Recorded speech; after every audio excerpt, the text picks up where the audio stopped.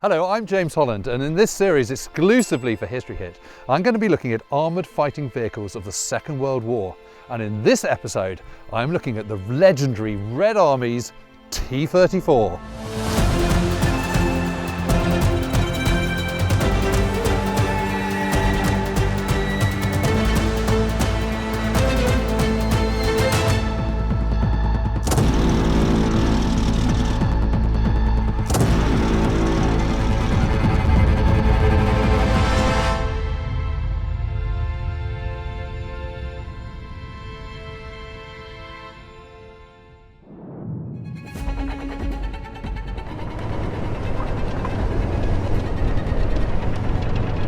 Around 1 meters tall, it weighs 32 tons.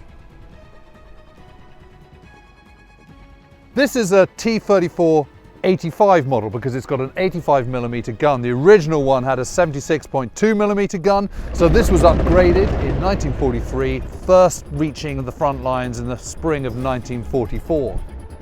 Wide, 7.5 meters long, 2.1 meters tall, it weighs 32 tons.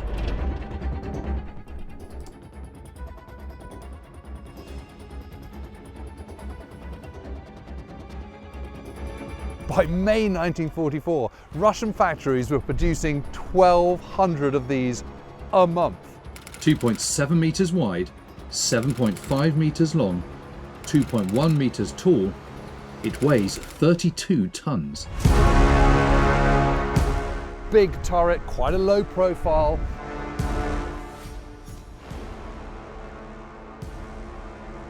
It's spare, it's lean, it's mean, and it's an incredibly effective weapon.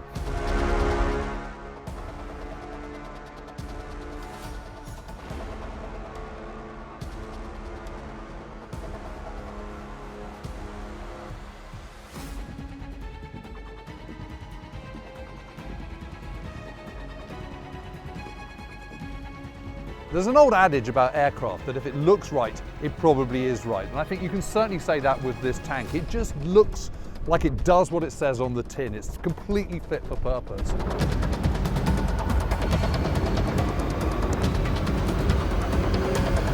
So this is a real proper battle veteran.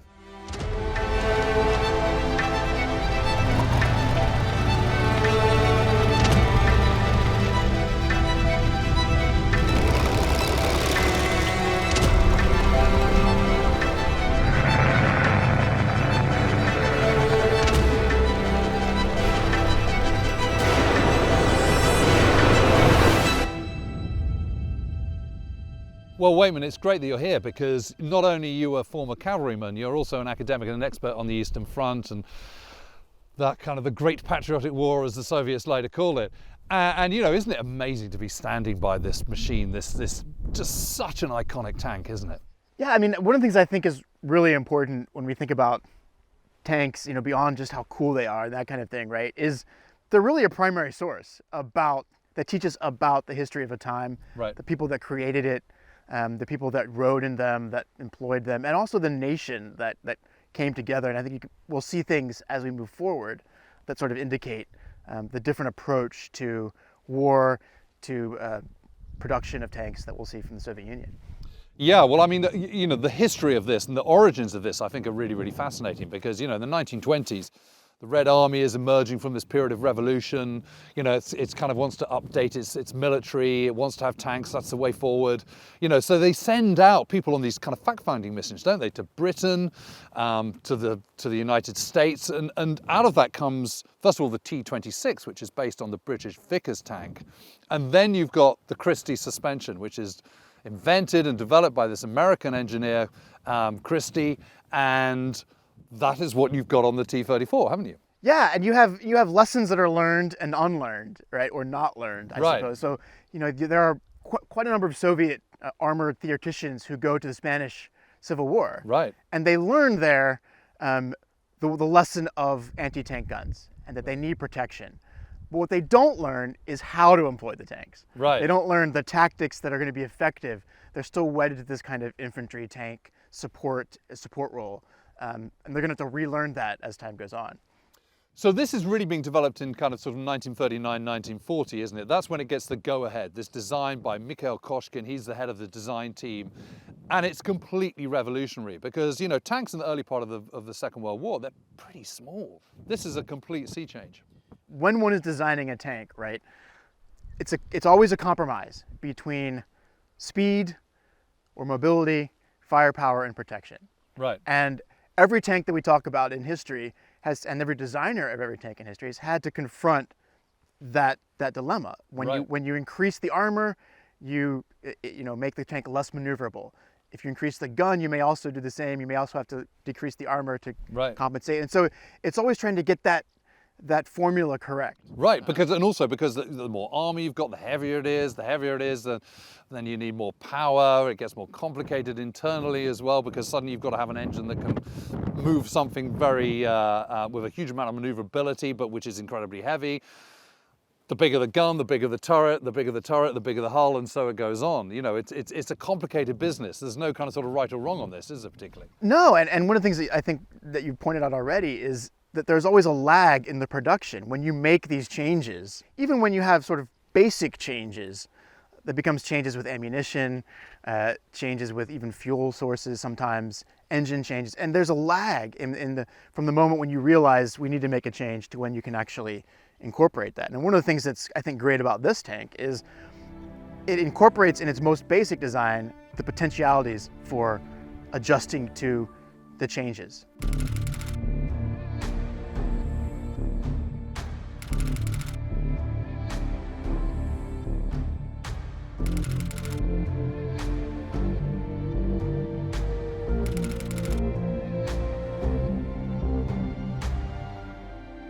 The story of this tank, I think, is in a lot of ways the story of industrialization and mobilization of industry for war. You know, the fact that this tank is even able to be built is often as a result of the movement of over 1,300 factories, Right. Completely to the other side of the Ural Mountains. Yes, which happens following the German invasion in June 1941. Right. So this is already in production, and the production numbers to start off with of the T-34-76 are, you know, they're okay, they're decent by most people's standards, but they're not on that kind of enormous scale that you see later on in the war. And as you say, then comes Barbarossa, the German invasion of the Soviet Union, and all these factories just move 600 miles and more to the Urals. I mean, it's an incredible undertaking. Absolutely. And once those factories start springing up, the rate of production is just absolutely mind-blowing, isn't it? I mean, 1,200 of these, the T-34-85, a month by May 1944 is just astonishing, isn't it? They're also using the kind of American principles of the assembly line, aren't they? You know, Absolutely. You do this bit, you do this bit, we'll kind of glue it all together, you're good to go. Off, you know. This is not an artisanal tank. No, Right? Like, this is no. a mass-produced sort of This is mass-produced supermarket tank. Yeah, and even just looking at it now, you can tell that, can't you? It's kind of pretty rough and ready. Yeah, I mean, this tank, to my mind, is about function. Right. It's about, does it work, and is it good enough, right? Because often we talk about how perfect is the enemy of good enough, and I think that's kind of the analogy to the Nazis versus the Soviets, right? Which is, the Germans want to create the perfect tank, you know, with all the bells and whistles, and the Soviets are happy with one that basically does its job. But also they understand that numbers count. Yes. You know, you can have your super duper tank, but if you've only got 1,000 of them, and you're coming up against 84,000 of these, you know, that's never going to be enough. You can literally overwhelm your enemy by sheer weight of numbers. And that's just such a battlefield advantage, isn't it? Those crucial moments, weight of numbers really counts. And it's the recognition, I think, that comes from the first days of Barbarossa, where, you know, only 60% of the actual existing tanks were operational. Right. Right? And so one of the lessons that I think the Soviets probably learn is that maintenance is important. Yes. Right? And if you have And the greatest ease of maintenance. and ease of maintenance, if you have the greatest tank in the world, it doesn't do you any good if the engine breaks or the transmission goes out. Right. And so, you know, these tanks are also designed to be basic, to be simple. Keep it Well, working. that is the problem with precision engineering, isn't it? The precision engineering is precise, and so any kind of deviation from that precision, and it doesn't work. Whereas if you've got a bit of wiggle room and it's kind of a bit rough and ready, and it's not as necessarily effective as that precise bit of engineering, but it can be more durable, then that's going to count in somewhere like the Soviet Union with its vast open spaces with its extreme weather conditions, huge heat in the summer, sub-freezing temperatures in the winter, snow, mud, rain. You need a tank that's for all seasons, all weathers, all conditions, all landscapes. And this does that, doesn't it? And it's interesting, the T-34-76 was a pretty effective tank, but the T-34-85 is a response to the arrival of Tigers. Tiger tanks and Panthers on the Eastern Front. It's like, okay, we need something with a slightly better gun. First 85mm gun that comes in, it's got a velocity of around 792 meters per second. That's pretty good. But then they kind of improve it again, and by that time it can do 1,200 meters a second. That's 3,600 meters a second. That's 3.5 kilometers, what's that? That's 1.5 kilometers a second. Absolutely, and it comes down again to the fact that the basic model of the hull has a turret ring that allows for a larger or different turret. Right. Because you have to have a larger, different turret to put a bigger gun in it. Right. And that way you don't have to redesign the entire vehicle around a gun. You can 3/4 pop of it the is turret absolutely in fine. with a new gun on it, which is a huge advantage. Yeah. Because anytime you redesign the hull, there's a host of follow-on problems with engines and everything else. But if you could just drop a new turret in, Yeah. and also by the way with maintenance, if a turret gets knocked out and that's all that's knocked out, you can drop another turret in.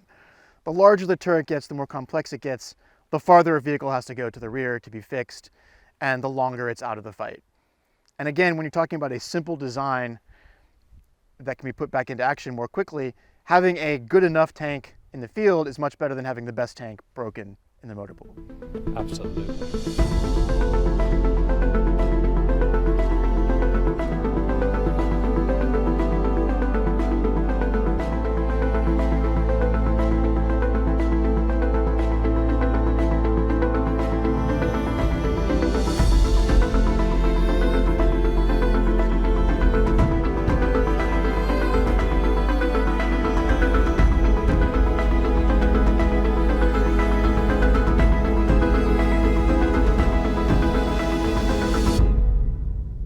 What I love about this is it's just so unfussy, isn't it? There's no kind of extra frills and spills. This is just really straightforward. If you want to get into the engine bay, which is obviously here, you've just got to unbolt things. This is on a hinge here, so you can just pull that back.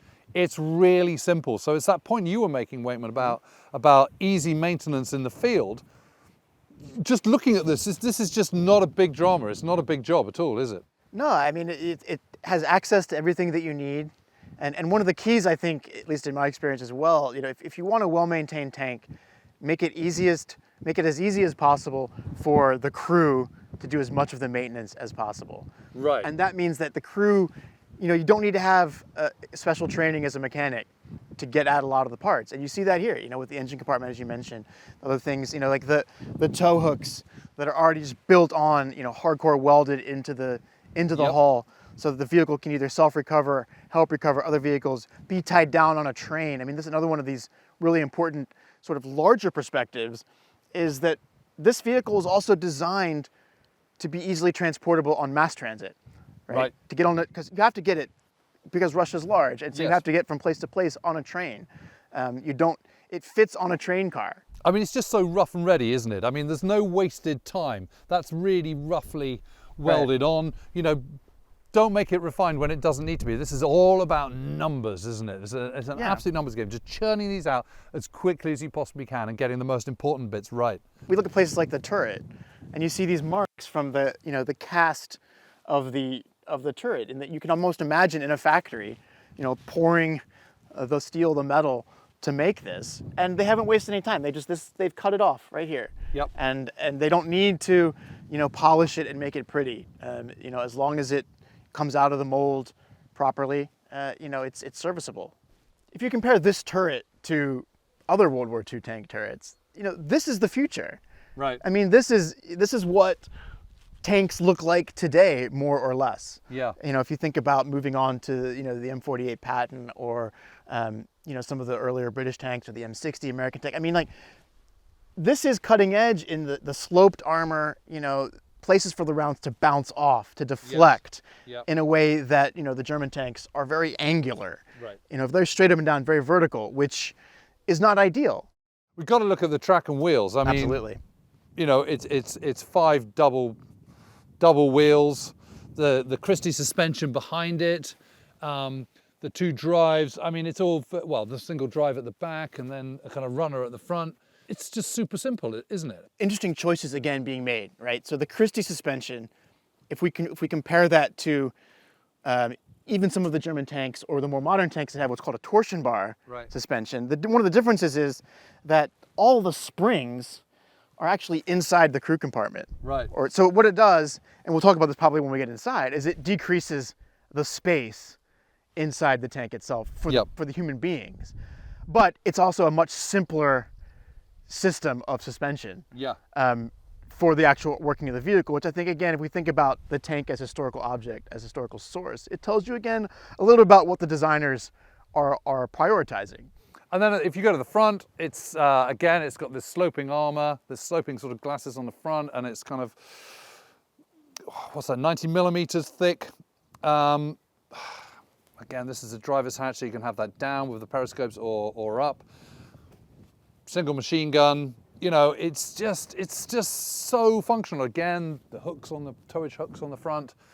And then in sharp contrast, you've got the 85 millimeter gun, and you can see this is beautifully engineered. You know, so the bits that absolutely need to be perfectly engineered are, the bits that aren't. You know, you can just unbolt the mantlet and pull the gun out of the front. And actually, in some of earlier versions of other tanks other nations had, you actually had to bring the gun or parts of the gun out partially through the turret or through the back of the turret, which is just insane if you think about it. But again, if you're in the field and you have to do maintenance or you have to replace a gun, you can just unbolt it and pull it out. And I think these things are really important because, you know, the fighting and the top trumps of tanks is always something that people like to talk about. But, you know, we used to joke that amateurs talk tactics and professionals talk logistics. Right. And the logistics is how quickly can you put this back into action? How quickly can you repair it? And what is the mileage on this? How far can this go before breaking on its own? Because one of the things that you have to realize when we talk about tanks is that tanks break tanks by themselves, just because they're so heavy that any long distance of traveling means that, you know, they have a certain limited lifespan before they just break on their own.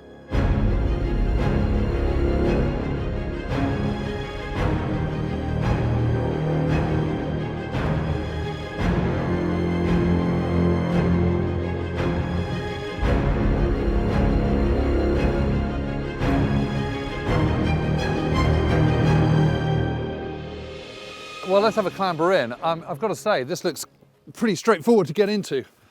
Certainly compared to some of the bigger, later German models. Now, I can see already that this is quite tight, Waitman, and it's pretty straightforward if you're supple and you're small. But if you're 6'3" and not remotely supple, getting in and out of this has its problems. And of course, we're imagining, you know, what happens if you have to do this in a hurry? Right. I'm trying to, all these seats are kind of on, they're sort of spring loaded, so as long as you sit on them, they go down. But well, the first thing you notice is just how small it is. It's really cramped. And don't forget, this is the T-34-85. So what the 76 model was like, I hate to think. But the second thing I noticed is there's no cage. So in most other tanks, you'd have a cage, and that just moves around with the turret, and you would stand in it, and you're all a self-contained unit, and your driver and your co-driver, lap gunner, are separate at the front. But this, you're all in it together. So that's fine if I'm the gunner, because I'm on a seat which is attached to, you know, which is obviously moving around with the turret when it rotates. Mm-hmm. Commander here also be able to move with the turret. He'll be able to move around, but the poor old loader. I mean, crikey. What? The loader is doing this weird dance of like running around the gun. And of course, you would never be where I am right now because this gun would come back every time you fired the main gun, and it would injure or kill you. It's going to just crush you, isn't it? Exactly. And there's no guards here, even if you were standing, you know, on this side to protect the loader. Well, no, for the gunner, it's. I mean, you know, there's not much room for maneuver. You just slightly move your elbow or something as that's coming back. Absolutely. This is a dangerous vehicle. And these are obviously all kind of sort of shell racks here.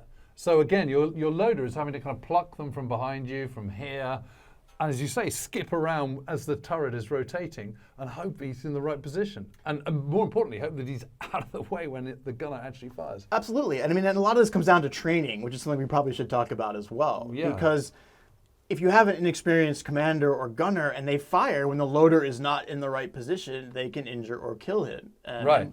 And one of the things that's really interesting is that, you know, the tank crewman in the Red Army got 8 weeks of basic tank training. Yes. And then was moved, literally co-located by the factory to do a little bit more training while the tanks are being produced that he's going to actually be in. Right. And then once you get 10 of them, they go on a train and they join a battalion someplace. Right. Which is wild if you think about it. Yeah, isn't you know, it? because usually you think about a replacement or a trainee joining an experienced crew.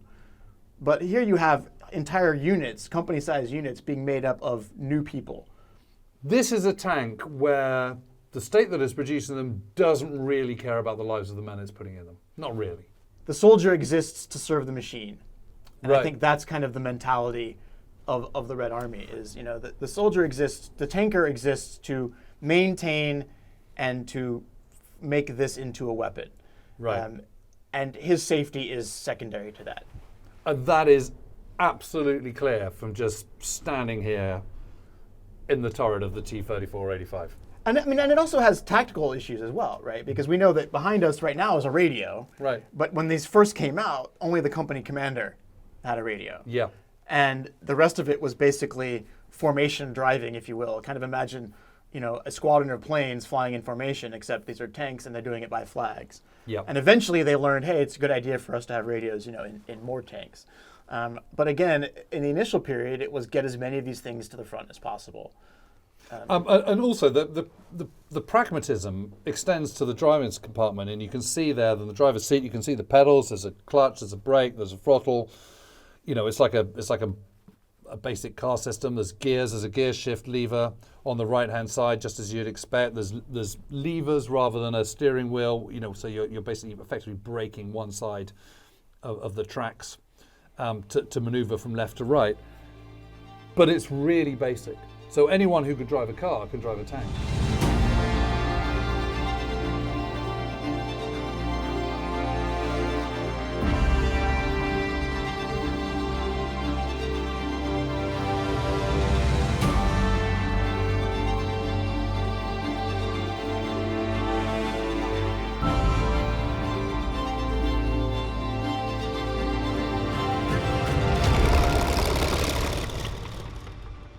So Waitman, as a kind of former cavalryman and tank man yourself, I mean, what do you think it would have been like for the crews of that?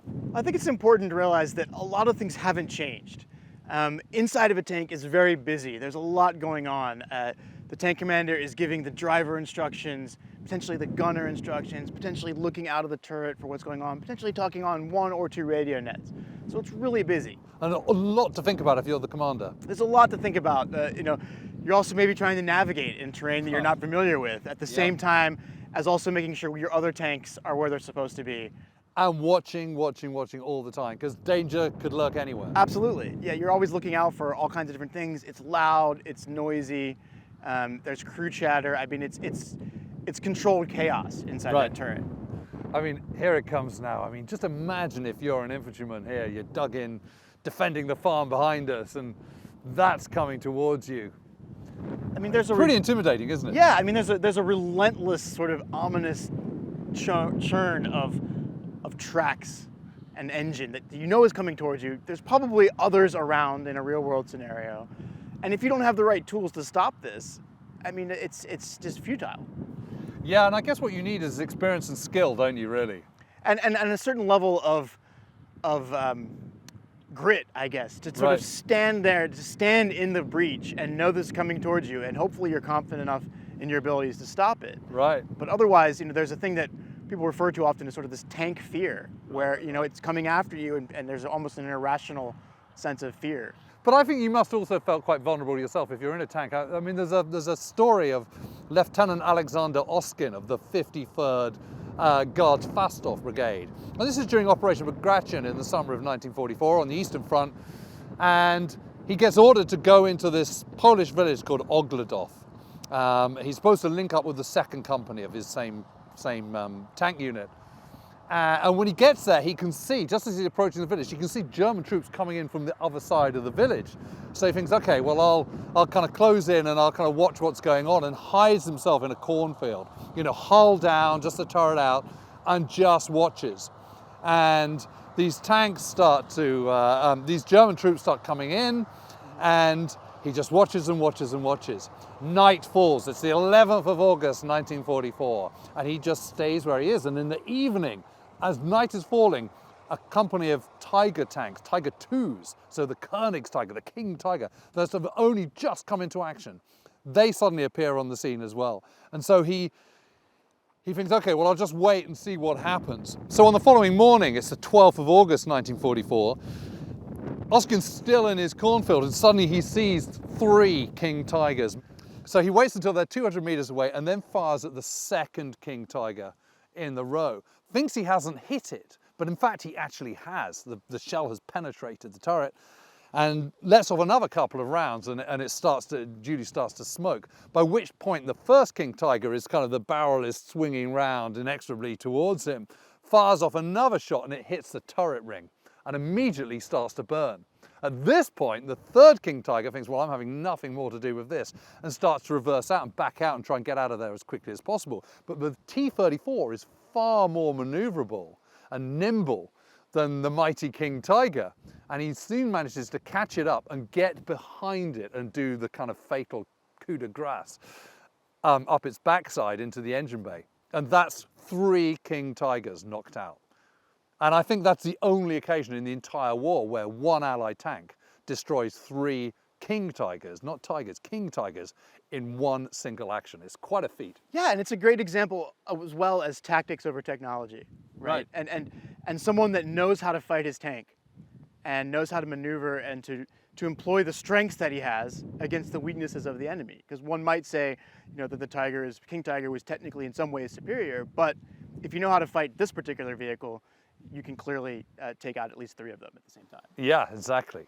Well, Waitman, look, it's been brilliant having you here. Thank you for your expertise and your knowledge and helping me kind of come to terms with this incredible tank. And also thanks to Dan and Ollie inside the tank for driving and maneuvering it. It's been a fantastic day. And thanks so much for having me and letting me sort of relive my glory days of being a tanker. This was great.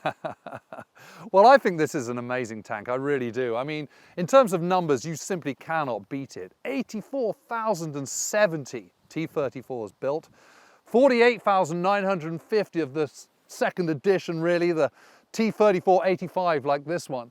I just still cannot get over the fact that they were producing 1,200 of these a month by the summer of 1944. I mean, that is just extraordinary.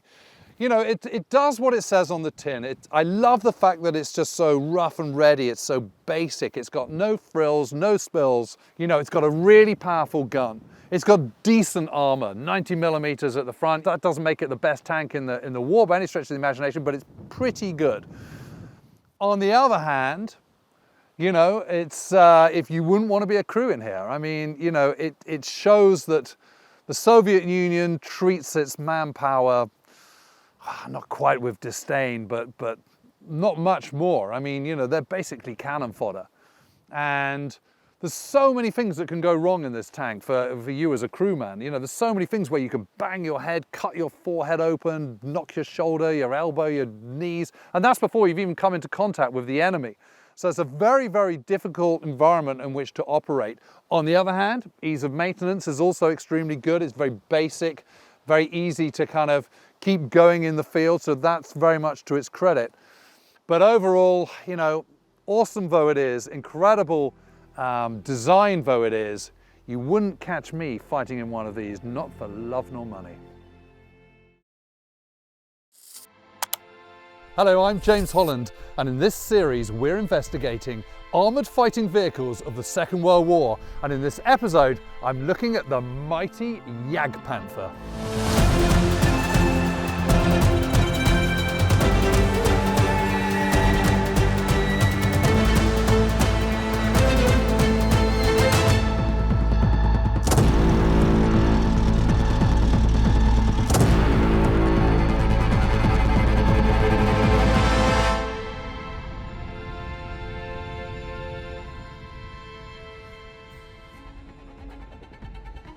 In July 1944, the Wehrmacht unleashed a new weapon in its heavy metal arsenal.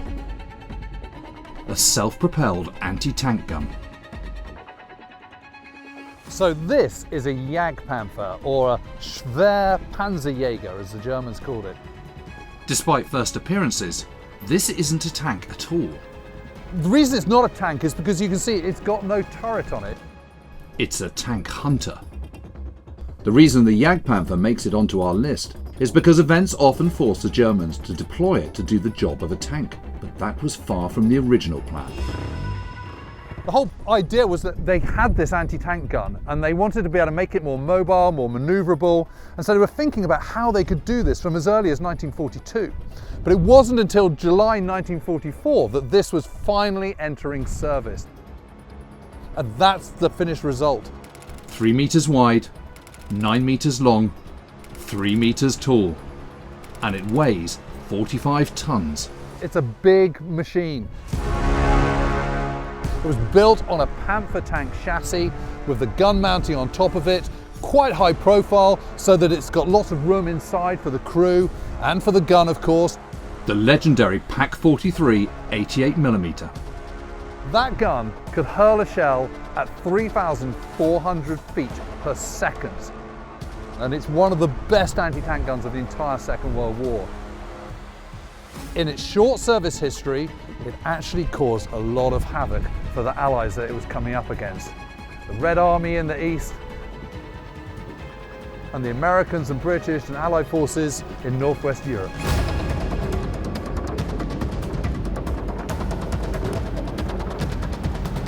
So, a very well armoured, very well balanced, heavily armed, mobile anti-tank gun. That's the Jagdpanther.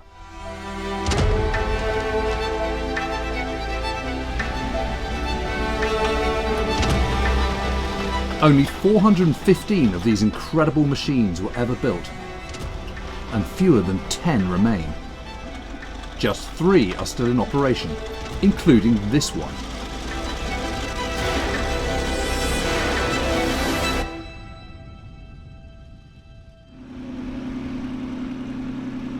Joining me to pore over this mighty tank destroyer is Mike Gibb, founder and director of the Weald Foundation. He's the mastermind behind the decades-long journey to restore this machine to its former glory. Mike, this is just magnificent. I mean, what a thing to have. And how did you get it, and what was the restoration like? It was a nightmare, to be truth be told. I don't think I'd ever do anything like this again. Oh, really? It took us 10 years to restore. All the internal fittings had actually gone. We're talking now early 2000s now. Okay, so 20 years ago. Yes, so prices then were a lot different, but the cost was still absolutely staggering. Well, I can imagine. I mean, you know, it's kind of 45 tons worth of Second World War hardware, isn't it? The key thing about any of these restorations is identifying what the chassis number is. Right. Or in German, what they call the Fahrgestellnummer. Okay. And that will tell you exactly who assembled it. It's always on the left-hand side, at the driver's shoulder height. Okay. So where you get into any one of these things, it's the same with the Stug, it's the same with most of these armoured vehicles. You will actually find a chassis number on the left-hand side where the driver's shoulder is. So we could see where it was, but we couldn't actually make out all the bits and pieces, because remember, this had been a range target for years. Right, okay. This was originally brought back by a gentleman called Colonel Gilman, Right. who was responsible for the testing grounds in Northern Europe. This was brought back for evaluation here. Now the chassis numbers, if I can just show you the chassis number here very quickly, because we're talking about that. That's this. This is this. This is there. Right. This is what actually, what tells you everything. This is basically the 86th example that M&H had actually had put together. Right. Now, the chassis number itself is 303086. Now, knowing that, because that's what we found on the inside, we could then determine what these missing external finishing detail was. So we could then go, for example, to Aberdeen Proving Ground, because Aberdeen Proving Ground has an M&H, but it was captured in December 1944. It was involved in the Ardennes Oh, offensive. the Battle of the Bulge, yeah. Yes. And so we could use that as our start point, if you want to call it. And luckily with those guys, they'd actually welded shut all the rear hatches, the top hatches and everything. So it was essentially a time capsule internally. How wonderful. I mean, it's absolutely magnificent. I mean, it looks, you know, pretty much as good as it was when it rolled off the factory floor. We took it back to that because we don't actually have a specific individual vehicle history for this. We do know where it went. Okay, we do know what vehicle, what divisional unit it was handed to. Right. But that was the only. Which was? The 116th Panzer Division, Right. the Windhoek Yes. Division. Now, again, this information which came from Colonel Gilman was wonderful because what we did is we put the picture together, and the engagement that actually cost this one its life, its operational life, so to speak, was against the Guards Armoured Division. Ah. Now that's what we know to this point. There's obviously all sorts of threads still going on in terms of photography and everything else, and there's some wonderful photographs we found of captured Jagdpanther in British Army hands in 1945 Amazing. in the theatre. So that still continues. So as well as a huge amount of elbow grease to get one of these into back and restored, it's also a lot of detective work, isn't it? I mean, Well, the it's detective work's the investigation. fun. Yeah. See, I prefer that a lot more than the actual restoration, because without the research, without actually, let's say, I would say 5 to 10 years worth of research on this particular one, and that research is still continuing, Sure. you wouldn't actually be putting something together that's correct. No, absolutely.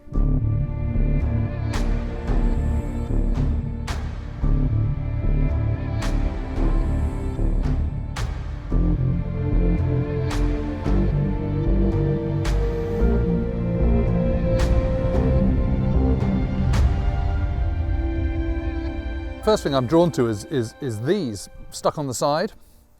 You know, they seem pretty thin. They are very thin, between 5 and 6 millimeters, depending on the corrosion, but they are absolutely essential for taking the initial impact of a round that's fired against the tank. Yep. And allowing the interior to be as safe as possible. And then the tracks, I mean, the bottom half of it is so clearly the same as the Panther, isn't it? It's got the same interlocking wheels, the same tracks, same sort of chassis. Yes, it is. Essentially from the chassis up, when you try and draw the chassis, even then they had made differences. So you're not talking about a straight Panther G swap Right. for a Jagdpanther and building a superstructure on top of that. Even there they had to find differences. Of course, this very, very efficient interlocking suspension, very, very nice, comfortable ride. But is that over-engineered? Is that just too complicated for It's purposes? fantastically over-engineered. It's one of the problems that the Germans have throughout the whole war. They're just overcomplicating something that, you know, a tank or a tank destroyer like this is a very complicated beast, and what you want to do is make something that's complicated as simple as you possibly can. And yet, it seems at every level they're kind of just making it more Making it complicated, more difficult for themselves. more yes. difficult. And then you've got this sloping armour, haven't you? And you can see this. I mean, gosh, it's really thick. You can Yes, just see it's just 80 millimeters thick at the 80 front. millimeters. How close did we need to get to these things in order to be able to take them out? Right. You're talking about 100, 150 meters. Yeah, sure. Sure. I mean, you know, anything greater than that, the shell just bounces off, doesn't it? It bounces off, but it also doesn't penetrate. There's some wonderful pictures of these that have actually taken rounds Right. with big chunks out of the armour, but they haven't actually been penetrated. So here you've got the gun, the big Pak 43 88 millimeter. I mean, it's a big gun, isn't it, this one? And the gun mantlet around it, again, this just looks seriously solid. You've got your, 80 millimeter of armour, then this as well. Yep. So this is phenomenal when you actually think of how huge and heavy this thing was, yet it was only designed as a defensive weapon.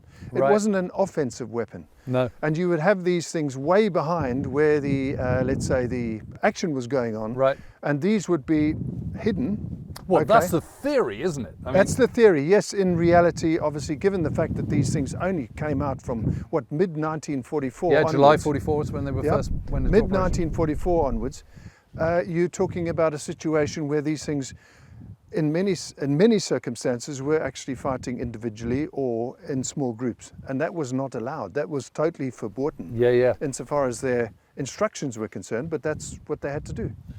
I'm also noticing there's no hatch for the driver. This is the driver position here. Yep. He's just got a periscope. That's all he can see. All he can see is through that, and it's a tiny, tiny little periscope, and he's got a tiller on a handle on either side, which gives him some degree of left and right vision. Then you've got an MG34 here. Yes, You need that because you need to, in case you need to clear any infantry or anything like that, or that's softer correct. targets. And again, that's a sustained fire barrel, Right. and that is what they call a Schwererlauf, and that's for because you can't exactly get out and change your barrel.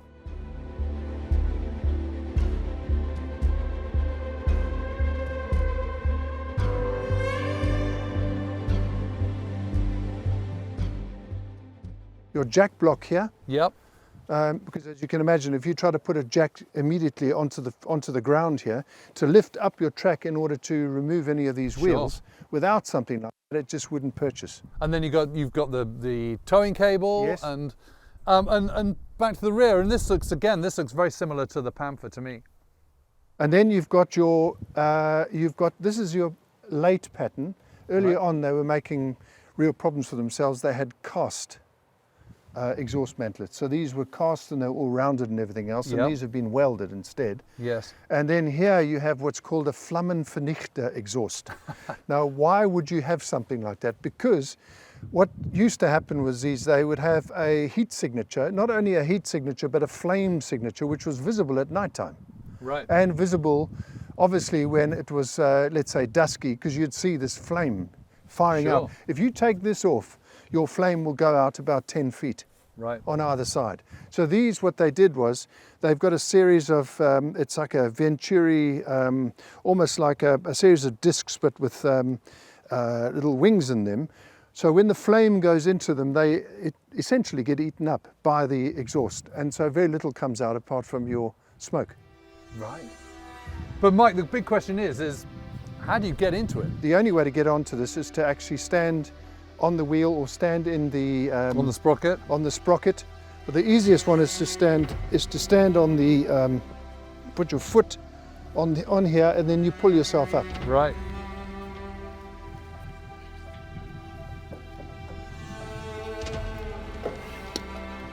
It clearly requires a certain amount of agility.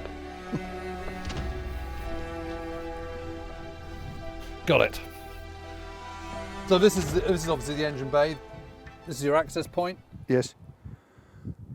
And if you think things are heavy, just open the engine bay hatch. 1, 2, 3. Oh God, it is really, really heavy, Mike. That's phenomenal. It will rest. Okay, so hold it up. No, it will. It should rest. Yes, it'll rest. Okay. Okay, wow. Well, look at that. I mean, that is a quite amazing piece of kit, isn't it? I mean, that looks much more sophisticated than you would imagine for a Second World War era engine. This is a Maybach. It's a V12. It's a Maybach HL230, Right. and it is a 23-litre V12 engine. Goodness. And these were also, given the time in the war and everything else, and also in subsequent years, these were at the cutting edge of engine design in those days. But not easy to get in and out. I mean, Terribly difficult. So where you're standing, all of that needs to be taken off. yeah. Okay, we had a problem with the magnetos not too long ago, and you actually have to take the deck off in order to get at the magneto. So this was not actually designed with maintenance, servicing in mind. I cannot get over how heavy this this is. Oh, Jesus! This is one for to kind of, jolt your vertebrae, isn't it? Okay, you got it. Yeah. Mind your foot. Whoa! There we go. So now, can we get inside? Yes. Let's pull this open now. This is again. And this is a decent bit of armour plate as well, isn't it? Yep. Okay, mind your fingers. Yep.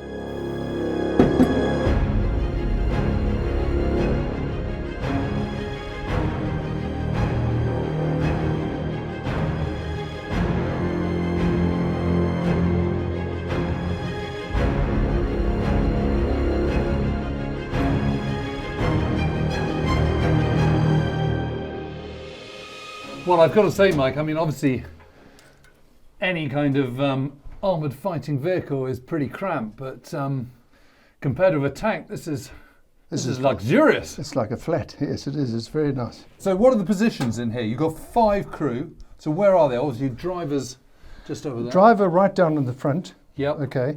You've got your gunner here just behind him. The commander's position is on this side. Goodness So me. then in front now of where Yeah. the commander is, you have your machine gunner / radio operator. So Okay, so the loader is just loading. that's all he's doing. Okay, so where's the So loader? the loader is essentially over here where I am.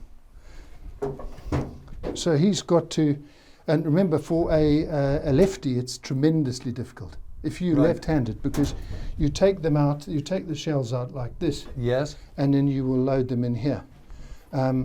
Getting them out of there, okay, Would he just come over to this side? you'd have to do that. You'd just have to come over and just go like so that, that's wouldn't you? you would have to do that. That because feels very unnatural. it's very unnatural this way as well. So some odd ergonomics here. They are. When these rounds are full and Yep. live, these are very heavy. Very heavy. They're heavy enough as they are deactivated, but with a non-deactivated round, Yeah. it's much, much heavier. One-man job though. A one-man job, that is correct. So then he taps the chap in front of him when it's loaded. He would tap the gunner on the head, and the gunner then is responsible for the sighting and everything else. But he does actually get helped by the commander. Right. And what's this here? That there is a foul, it's called Abluft extractor, so a foul air extractor. So that just gets all for the the noxious cordite fumes and all the and- noxious yep. fumes. And there is something near your feet there as well, which is even more sophisticated, which is basically an inertia pump. Huh. And so when you stop, the pump comes into action, and that expels the bad air or the Abluft from the barrel. So that shoots it out to the end of the barrel. And then this is for discarding the. That's where your shell casings, you throw it out of there. How about that? And you just shove it out. You just throw it out. Got you. And But then- I mean, the recoil on the Pak 43, this big 88mm. I mean, how far is that coming back? Well, that's Obviously- going to come right back to here. So if your gunner doesn't move his arm away quickly enough, his arm will be crushed. Remember, it's all about timing. This guy here is responsible for the firing. If the loader himself hasn't actually told the gunner that he's ready, okay, or the gunner fires, okay, when he feels he should be firing, and this guy's still loading or is just loaded and hasn't got his arm out, he's lost his arm. God, I wonder how much that happened. And that happened a lot. That was not something which happened infrequently. It did actually happen a lot. So there's documents that were produced in the war which show you what you're supposed to be doing with these Jagdpanthers and sort of do's and don'ts that were issued to all the crews. But This remember- is a defensive weapon, you know, do not go off on Yes. your own. That you operate in company strength, all this kind of stuff. But if you were in company strength, you had to report only to division command. This was not supposed to be used individually. You were not supposed to use them in groups of, in a troop size, which is 6.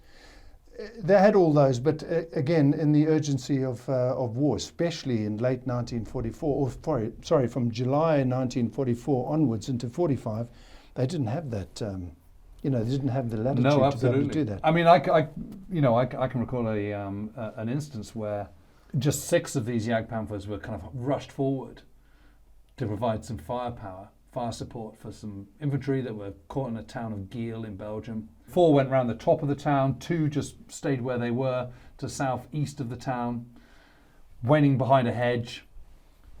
A troop of Shermans came across and they just took them straight out, just like that. But I mean, that was operating as 2. And then there was one Jagdpanther that actually turned off, either it got lost or was doing a kind of bid for glory, I don't know. But it went into the main market square where it was pummeled and knocked out by a Sherman Firefly. But that was operating individually, which of course is completely verboten. Yep. And that's exactly why that the individual Jagdpanther you're talking about was taken out in that square, because they would be absolutely hopeless in a situation like that, because they've got no, as you can see, peripheral vision here. You're limited to these periscopes, around you here, and that's it. And if you want to stick your head out and you are on your own in a market square, you really are taking Well, you're taking your life in your own hands. You know, when these were designed, when they were conceived, when they were being produced and going into action, they were designed to be, you know, a tank destroyer. I mean, you know, long-range tank destroyer. A defensive tank destroyer. Absolutely. Correct, not an offensive. But the point is, by the time they actually do come into the front line in July 1944, it's a question of just getting whatever mobile firepower you've got up to the front, and you know, everybody's doing everything. Whether you're a tank, whether you're a Stug, whether you're a Jagdpanther, you know, sometimes you're having to do all those roles together because the situation of the war is such that that's all you've got. It's chaotic, and you have to make do with what you can find. So, although a Jagdpanther is absolutely strictly a tank destroyer, a defensive tank destroyer, it is being used like a Panzer quite a lot of the time because there's no alternative. Yes, no, that's correct.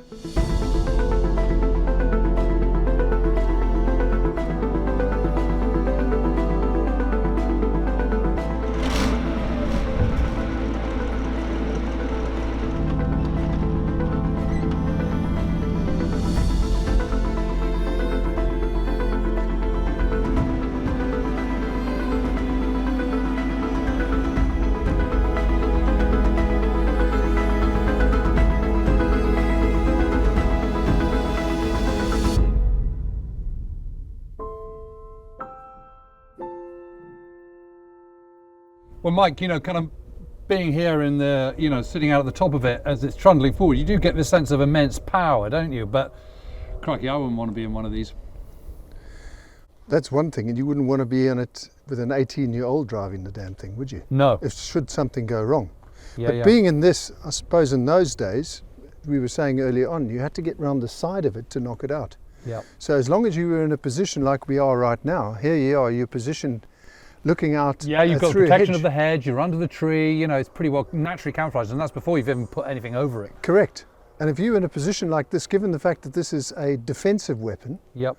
you're not in bad shape. I suppose the other thing is that, you know, American armoured fighting vehicles are all designed on the same principle as an automobile.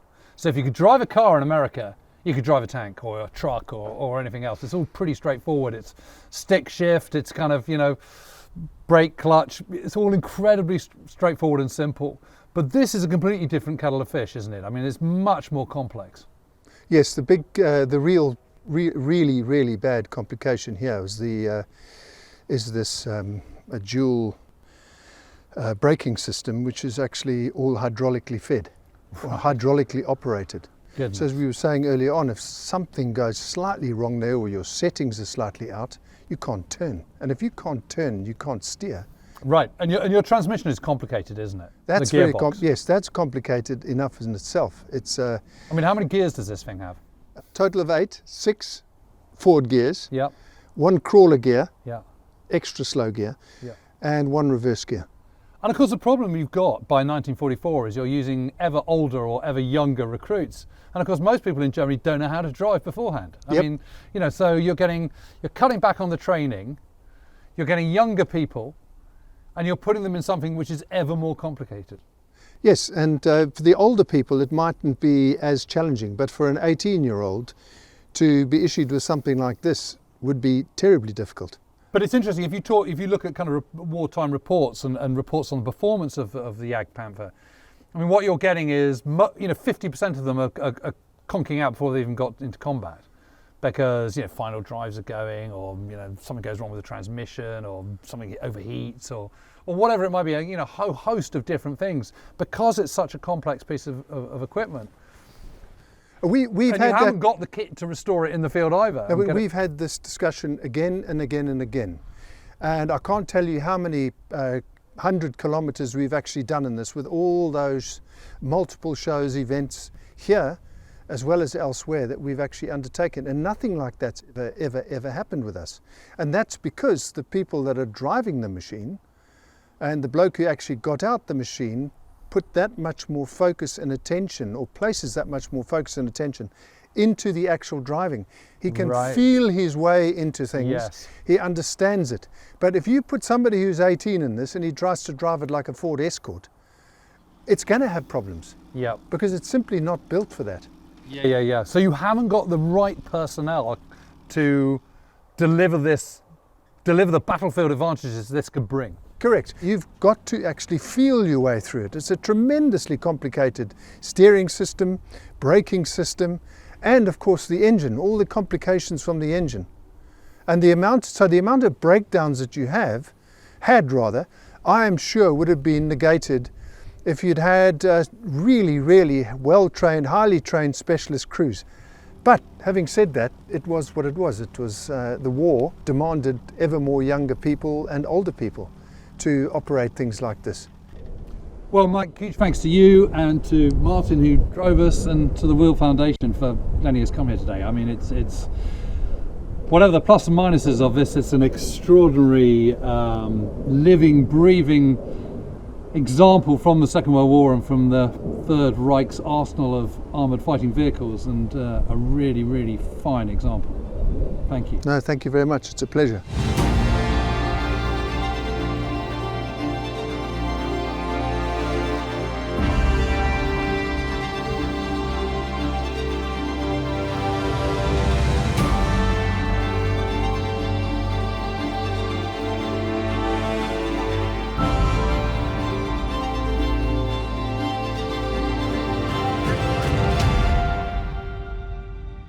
One thing that's absolutely not in doubt is that the Jagdpanther is a really fearsome beast. It's got that massive Pak-43 88mm gun that can fire at kind of over a kilometre a second. It's got huge armour, it's got power, it's got incredible strength, and it's certainly got a huge amount of fear factor as well. You know, it was designed as a mobile anti-tank gun, a Schwer Panzerjäger, a heavy tank hunter, and you can see it's ticking all those boxes very, very nicely. You know, there's not many things in the Allied arsenal that can actually penetrate that kind of armour, certainly not at the front. And there's not many guns in the Second World War that can match the Pak-43 for velocity and sheer weight of force. On the other hand, you know, it's a very complex piece of equipment, and it's coming into operations in July 1944 when, frankly, the Wehrmacht and the Waffen-SS are starting to disintegrate. And you know, if you're throwing 18-year-olds, 17-year-olds, 19-year-olds who are incredibly inexperienced into something as complex as that, it's going to go wrong. It's a defensive weapon, and the Allies are going forward and the Germans are basically going backwards. So once one of those things conks out, you've got no means of recovering it. So it's got all sorts of shortcomings as well. And you know, when it was conceived, the idea was that these would operate in big numbers, and they would operate as mobile anti-tank guns a little way back from the front. But the nature of the war by the time they come in the summer of 1944 is, you know, it's firefighting, it's plugging the holes in the down wall. It's just too little, too late, too complex, too over-mechanized, too over-engineered for the role that it's been set. Nonetheless, that is a really, really impressive piece of kit, with its incredible Pak-43 high-velocity gun, with its frontal armour, with its size, and with its sense of power. And I'd certainly want that in my arsenal. Hello, I'm James Holland, and in this series, exclusively for History Hit, I'm looking at Allied fighting vehicles of the Second World War, and today it's the A27M Cromwell.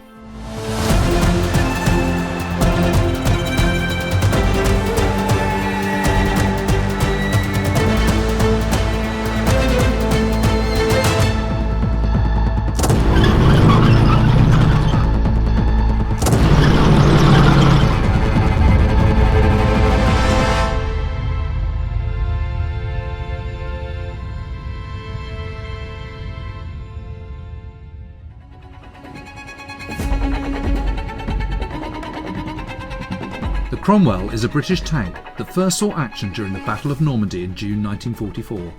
It's a development from the A-15 Crusader, which then changed into the Cavalier and then the Centaur. And for a lot of people, the difference between a Cavalier, Centaur and Cromwell is really hard to spot, but it is massively different. Different engine, slightly different size, and just a much more polished and efficient beast. It's got a 75mm quick-firing main gun and two Bisa 7.92 machine guns. It's the lowest of all major tanks by the end of the war in terms of profile, which was a huge advantage. It's nearly 6.5 meters long, 3 meters wide, and just under 2.5 meters high. It weighs 27.5 tons, and it packs a mean punch as well. It's got lots of really good features to it. And it was really quick. This tank could go over 40 miles an hour if it really needed to, which is some speed for a 27-ton beast like this.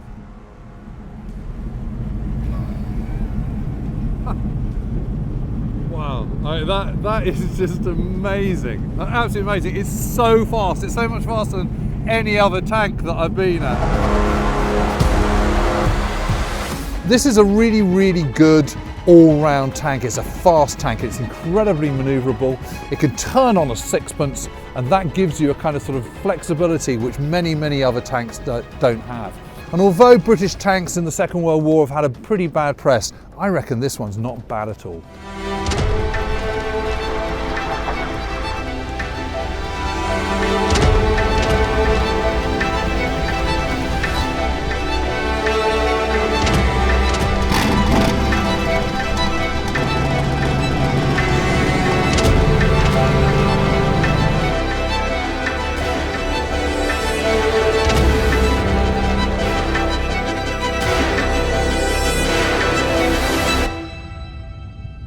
Joining me today to talk about this really very special tank is Tobin Jones, who oversaw the complete restoration of it. Hi, Tobin, James. hi.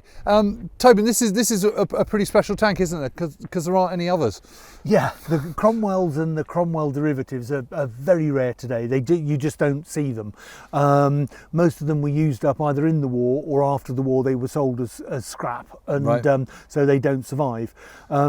This particular tank was converted into what they call a charioteer, which was essentially a way for the government to try and generate foreign funds at the end of the war, Right. and sell their old worn-out tanks, if you like, to basically any foreigner who would give us some foreign currency for it. Right. And one of the things they did was they wanted to get a much bigger gun into the cruiser tanks. Right. And so they went for a 20-pounder gun, and the only way you can fit a 20-pounder gun onto a tank that's this size is to put a much bigger turret on and a much bigger turret ring.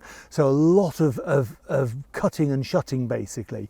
And they ended up with what the government afterwards called a not a second chance turret, because although it looked impressive, it's actually very thin armour. Right. And this particular one was sold out to Finland. Right. And the Finns had quite a few of them as part of their defence force, and that's why it survived. Right. It ended up being dumped in a forest in Finland along with a number of other tanks, and was just left, and eventually it was bought by enthusiasts and returned back to this country.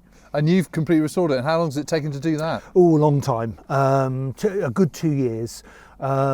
But we've had to convert it back to the Cromwell specification. So essentially finding a turret which came off the firing ranges and Right. was completely refurbished, all new top armour, that's all been recut, a new turret ring which has been manufactured for this particular vehicle, a great deal of work, but it's worth it. You can see the vehicle here today. Yeah, no, it looks absolutely incredible. And the Cromwell, it has an interesting kind of development process, doesn't it? Because the sort of bottom half of it is very similar to the Crusader, or the earlier kind of fast tank. And Yes. Britain has this kind of a different approach to tanks from others, because they have infantry tanks, they have light tanks, and the light tanks are there for reconnaissance work. You've Yep. got the infantry tanks to work with the infantry, and they're slow and cumbersome, but very Yes. thickly armoured. Yep. And you know, the Churchill tank is the development of that.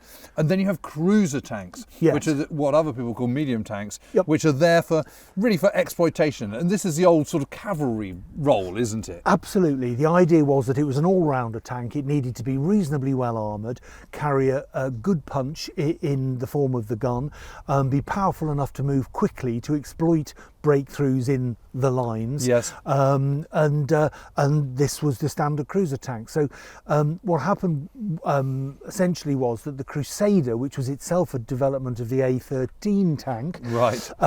which was not very successful for hundreds of reasons, but was a better attempt at getting that all-round balance. Yeah. And if you look at historically at tank development in all of the countries, it's always been the difficulty of finding this balance between firepower, manoeuvrability, Yes. speed. Armour, weight, all that kind of stuff. Because every time you put armour on something, it means it's heavier, which means it needs a more powerful engine, which needs a more Yeah. powerful chassis, broader chassis. Absolutely. And one of the other things which gets forgotten in that equation is also being able to produce them, because so many of these tanks Yes, of course. were designed during peacetime. Right. And so mass production wasn't something that was really planned.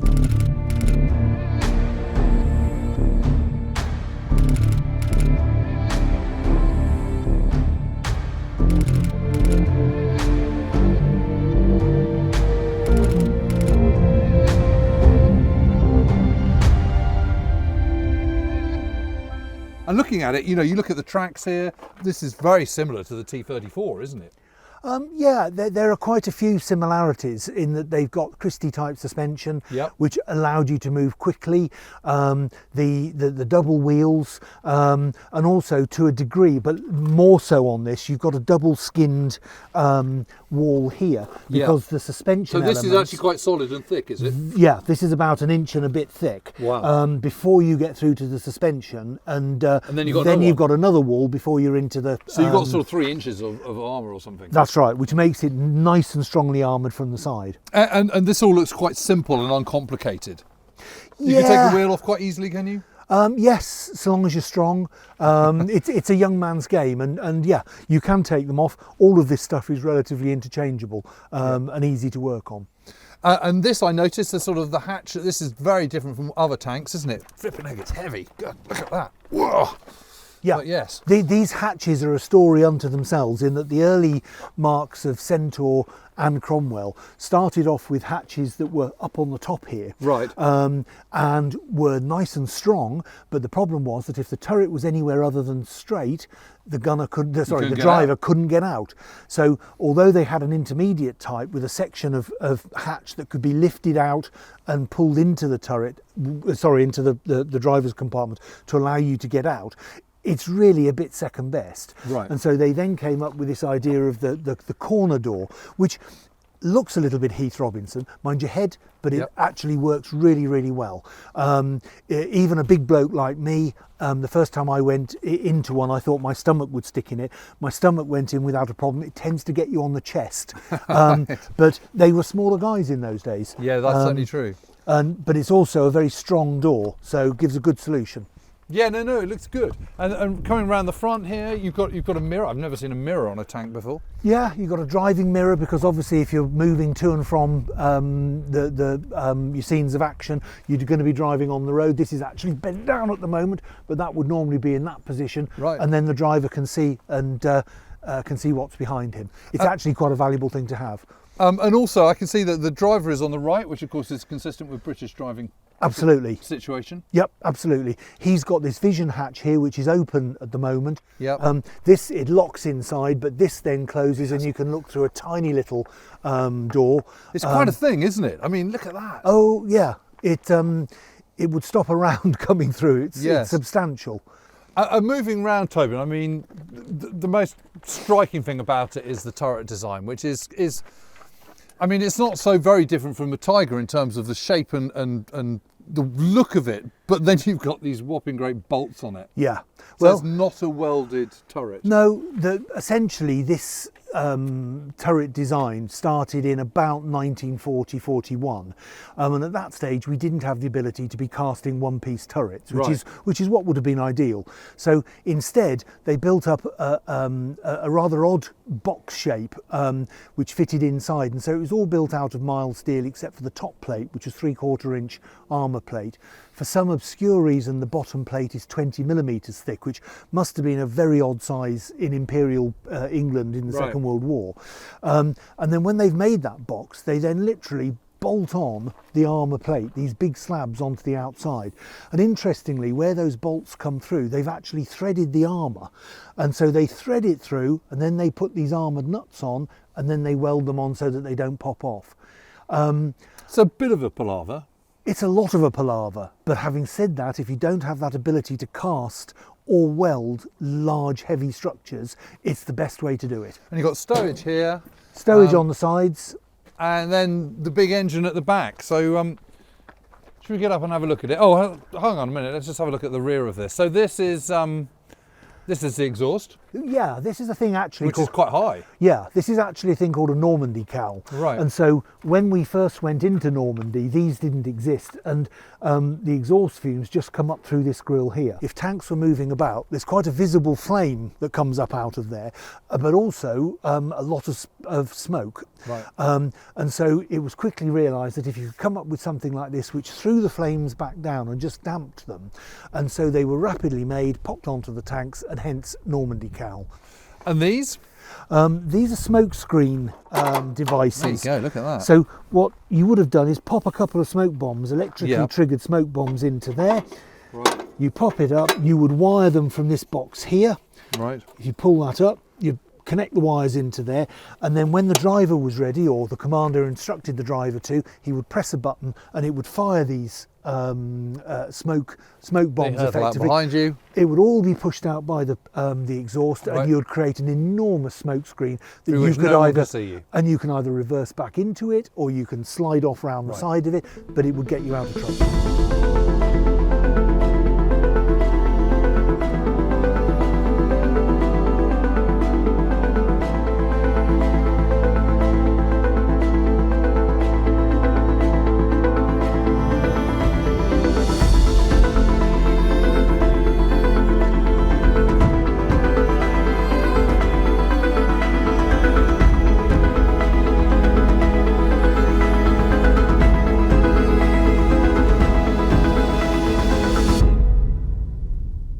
So should we clamber up?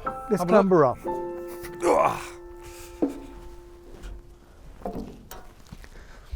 And Tobin, a bit like the T-34, the turret's quite a long way forward, isn't it? Which means you've got this big long stretch at the back for the engine. Yes, that's right. You need to have the turret there to fit everything in back here, because you've got the engine, which in this case is a Meteor engine, effectively a Rolls-Royce Merlin engine from the same as the Spitfire and the Mustang, but without a supercharger and a different oil scavenge system. Yeah, I mean, the story of that is amazing, isn't it? Because they're using these Liberty engines, these American-built Yep. aero engines, sort of adapted, Yep. sort of downgraded. And they're not getting enough of them. They're not quite good enough, and they're just not quite fit for purpose, are They're they? not as they're not as powerful as was required. The tanks had got heavier, and the poor old Liberty at about 350. Top 390 horsepower was not going to be developed any further. The Meteor, on the other hand, was a really competent engine at 500 to 550 horsepower, and in fact by the end of the war they were pushing 600, 650 horsepower. Yeah, out. which is Makes a amazing. big difference to the performance of the vehicle. Yeah, no, of course. Also more reliable. Rolls. But the problem with it, the Meteor is effectively is 80% a Merlin, Rolls-Royce Merlin, and of course to start off with, Rolls-Royce, the priority is the RAF, because the priority for Britain in the war is the air effort over the land effort Yes. for a large part of the war. Yep. So you've got the Mosquito, you've got the Spitfire, you've got the Lancaster bomber. There's so much demand for Merlin engines. Yep. But to start off with, everyone thinks, well, this is great. The Meteor's a fantastic engine, but the priority is with the RAF, and so there's just not enough of them. Correct. Which is one of the reasons why there's 3 times as many Shermans in Normandy in 1944 as there are Cromwells. Yeah. It's not because they can't manufacture the Cromwell itself, it's because they don't have enough engines. And it's not until 1944 that Meadows start taking on the mantle of producing these Meteors under license. Yep. And suddenly you've got a lot more of them. I think also the success of the engine as an aero engine also worked for the tanks, because Right. particularly, and it's not terribly well known, but at the start of the production, a lot of the parts came from crashed aeroplanes. And so they'd got engines where perhaps they'd been slightly shock loaded, Right. so they wouldn't reuse the crankshaft, but providing the crankcase was all in good order, they would reuse it. And a lot of Merlin parts turn up on Meteor engines even today, so it did allow them to reuse the parts. And of course production too, particularly by 1944, we had really got into our step by then, and so we were churning out enough parts to be able to put them into tanks. Yep. I mean, I can see all these back plates are all sort of just bolted in. I mean, is it comparatively straightforward to get to the engine, or is it a fiddle? Not particularly. I mean, you can see here if you lift that I mean, one. compared to the Sherman is incredibly easy to get to, isn't it? Yes. So looking this in is here, we're looking at the water header tank. Yes. You can just about see the radiators on each side. The meteor's back there. The Meteor's back here. I don't think this is like, no, we're locked there. Yeah. The fan. I can see the kind of V12 of. Yep. Of the Merlin. The fan drives are here, and again a very, very clever cooling system where Rolls-Royce had put a lot of work into making sure that the correct amount of air was sucked through from the fighting compartment and the sides and pushed through those radiators Right. to keep this engine cool. And in many ways, what the work they did was quite historic, because they managed to get all of the cooling done with about 65 horsepower, which was so much less than had been done in the past. Yeah. And again, made the engine more efficient. Yeah, that's quite clever, isn't it? But I mean, in terms of sort of practicality and maintenance in the field, which is always so important. I mean, having worked on this for 2 years, I mean, how easy would it be to work on this in the field, do you think?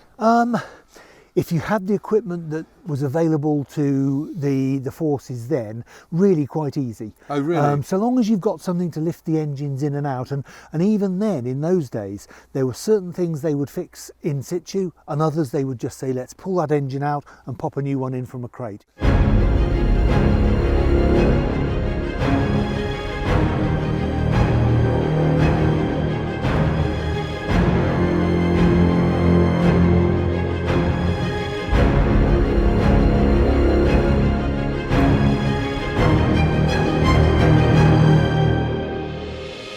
Well, Tobin, this has got lots of similar features to other tanks, but it also feels quite different. Not partly because of the silver paint, but here we've got the number 19 set, which is standard for British tanks. Correct. But one of the things that strikes me here is, this is the commander's position here, Yep. where I'm sort of squatting down, and there's this stand which is quite good, and you can see it kind of sort of folds up Yep. if you need it to, but you can stand on that and perch out of the cupola.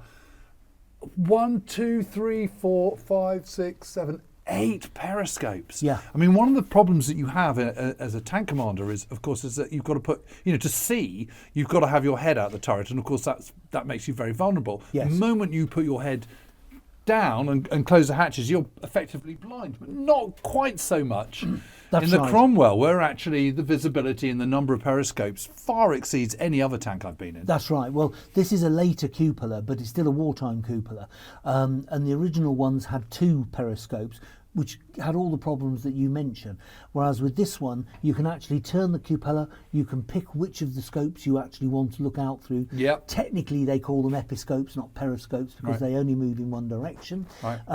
But it's a really handy piece of kit for the commander. Here we got the great big breech block, and next to it you've got the coaxial Bisa machine gun, so 2 machine guns in this tank. Lots of little features and little containers all over the place. I mean, so what's going on in here? Well, this box basically is your supply of Bisa ammunition, or your main supply of Bisa ammunition for the main Bisa gun. So we stack in there, I'm not sure, 6, 7, 8, 9 cans of ammunition. Right. There's room for another 2 down on the hull wall Yes. to your left. And these are all the ready-use ammunition. You've got these rather odd-looking 3 cans Yes. behind you. Yeah. And that's water supply for That's the crew. amazing. Look at that, it's got a little tap. So you just fill it up here, Yep. take it out, Yep.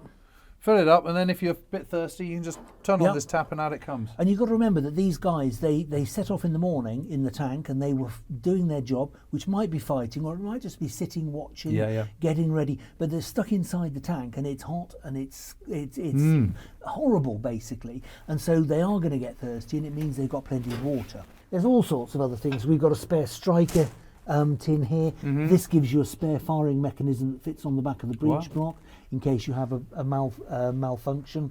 There are the wire cutters that fit in there. Right. A thing called a Helson lamp that fits there, which is the world's worst torch. Right. They're actually very valuable now and very sought after, but it just gave you basically a hand torch for carrying out running repairs. I mean, Tobin, a bit of thought has been put into this, hasn't it? Yeah, Yeah, and again, it's easy to slag it off as being a small space to work in, which it is without a shadow of a doubt. But they have given a lot of thought to make it as usable as they possibly can. Yeah, and behind you, Tobin, sort of down, but just behind the driver's seat, there's what looks like a little motor. Yes, that's what they call a tiny Tim. And it's essentially a little charging engine. The best equivalent would be to say it's like a modern small lawnmower engine. Right. But it's attached to a generator and it's also electrically started. So you press a button, it fires up, and if you were sitting for any length of time with the radios on, Yeah. rather than the batteries going flat, you can charge them up using just the tiny Tim. Oh, God, that's amazing. Yeah, and I think, and one other thing, just briefly to mention, is that what's not fitted here at the moment is the recoil guard, and so there would normally be a fairly large assembly here, which Right. would effectively divide you and I. Yeah. And it was just to stop when the gun recoils backwards, to stop any crew members getting their body behind it. Yeah. Well, you want that, don't you? Well, you do, but interestingly, my understanding is that it was the first piece that was taken off and thrown away on most Cromwells. Oh, really? Well, it gets in the way. Stops Well, you yeah, moving but, about. But well, it might do, but it also prevent, I suppose, if you're careful. But heat of battle and all the rest of it, that coming back. I mean, I think they gonna be much spent. left in your hand, I think they spent a lot of time moving about and being obstructed by it, and not that long in combat. So Right. they felt it was a trade-off. Well, I think it's pretty impressive in here.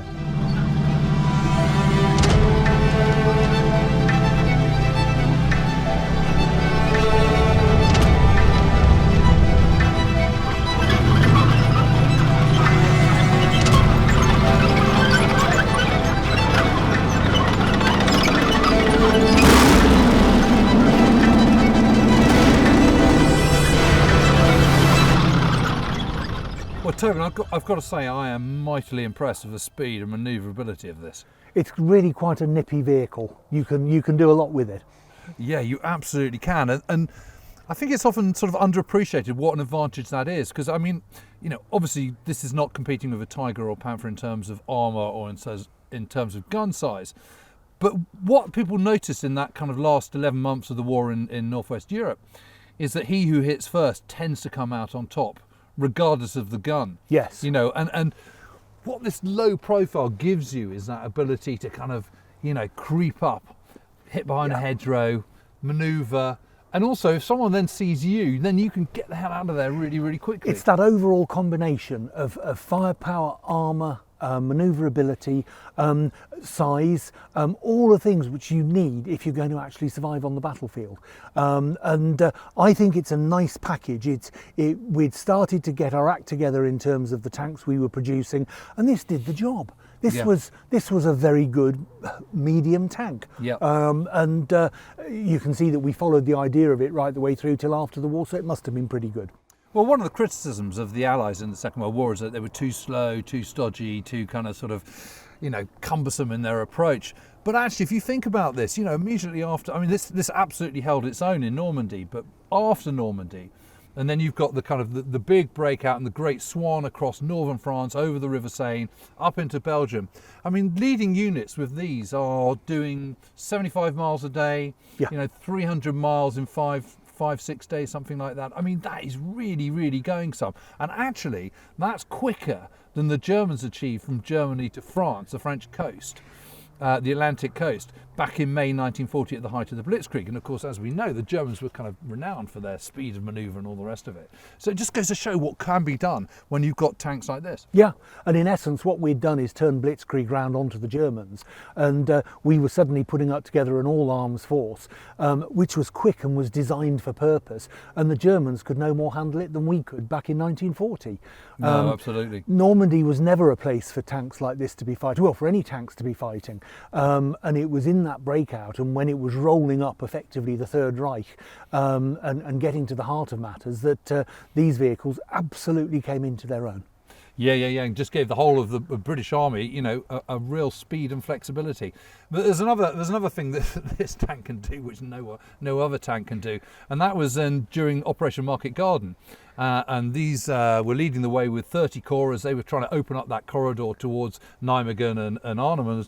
And the technique was to fan out either side of a bridge, and then when they got to the bridge, clear the either side, and then kind of beetle across the bridge itself, and then fan out again on the other side. So what they've done is they've done this, got across the bridge, fanned out on one side, and suddenly they find themselves in the midst of a German anti-aircraft battery of the dreaded 88s, which, as you know, can also be used as anti-tank guns. Yeah. So they suddenly think, yikes, we need to get out of this. And on their flank is a narrow canal. So they take a run at it, and a whole troop jumps the canal. Yeah, this is a manoeuvrable and fast vehicle, and you could do things like that. And we think it's a cracking piece of kit, and it's one that's been much underrated, mainly because there haven't been an awful lot of them around. But we're hoping to change that over the next couple of years or so. Well, Tobin, it's really good of you to bring this out, and your restoration is amazing, and it's been fantastic to be able to put it through its paces, so thank you. Absolute pleasure, and we must do it again.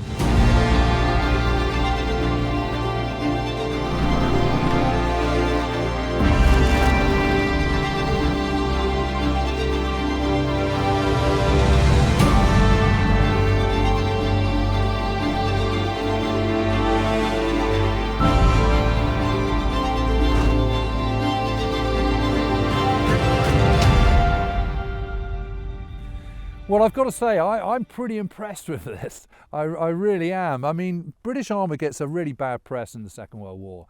But this has got, it's got pretty good ease of maintenance. And what Tobin was saying was that, you could do quite a lot of maintenance in the field pretty straightforwardly, pretty quickly, which is what you need, speed and ease of maintenance. Inside, it's by far the most comfortable of the 4 armoured fighting vehicles that we've looked at. And it's got the nicest features in it, all the periscopes around the commander's cupola, the little engine as well inside to recharge the batteries. Lots and lots of little features that have been really, really well thought out. I really, really was impressed by that. It's got this wonderful low profile, which I think is just such an advantage. It really is. You're still, as a commander, you're still reasonably high perched up at kind of 2.5 meters off the ground. But it does mean that you could go up to a hedge, such as the one right behind us, and sneak up with, a certain amount of stealth there. I like the simplicity of the track system and the wheels and the Christie suspension. That's really, really good. Armour is a bit thin, I suppose, but this is a medium tank. It's 27 tons. The gun is perfectly adequate for what it needs to be able to do, but really it's the speed and manoeuvrability that really, really counts. And I just can't emphasize enough how important that is. And I think it's one of the great assets of this particular tank, but a lot of tanks, which is underplayed. And in terms of kind of speed of rotation of the turret, it's about on par with the Sherman, quicker than most of the German ones. But in terms of manoeuvrability, there is absolutely nothing to touch the Cromwell tank. And I've got to say, I've been really, really impressed with it. So much so that I think this is one of the best tanks I've ever come across from the Second World War. I really do. Hello, I'm James Holland, and in this series exclusively for History Hit, I'm looking at armoured fighting vehicles of World War II. And today our attention turns to the ubiquitous Sherman tank, what I believe was the best of the entire Second World War.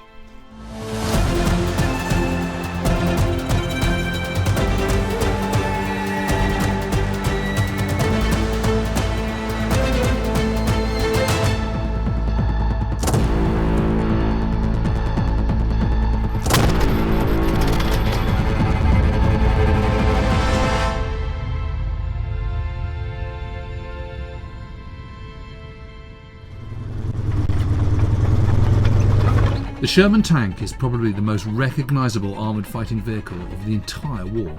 The development of the Sherman tank is really interesting because everyone imagines that the US Army just arrived in the war in December 1941 following the Japanese attack on Pearl Harbor, fully formed. Well, nothing could be further from the truth. The origins of these tanks go back to the 1930s. Building on the effective suspension system and radial engines developed for light tanks, these carried forward into the next generation. The result was the M3 Grant, with a sponson-mounted 75mm main gun that had a limited traverse, and a smaller 37mm gun in the turret. But the M4 Sherman, as we now recognise it, was still in the works. Finally, in 1942, that evolutionary process resulted in this famous tank. The Sherman tank is what's known as a medium tank. It's 6 meters long, 3 metres wide, 3 metres tall. It weighs about 30 tonnes. The M4 is built with a fully traversing turret that sits neatly on top of a standard chassis, housing a 75mm main gun. So quite a high profile. And the Sherman quickly made its mark. The first tanks go into action at the Battle of Alamein in October 1942, and in fact among the very first tanks to be sent overseas are to British 8th Army, not to the US Army at all. Its durable versatility was so great that by the end of the war these tanks saw action in North Africa, Western Europe, on the Eastern Front and in the Far East. Reliable, mechanically sound, easy to maintain, and an all-round very, very effective weapon. A weapon fit for a global war.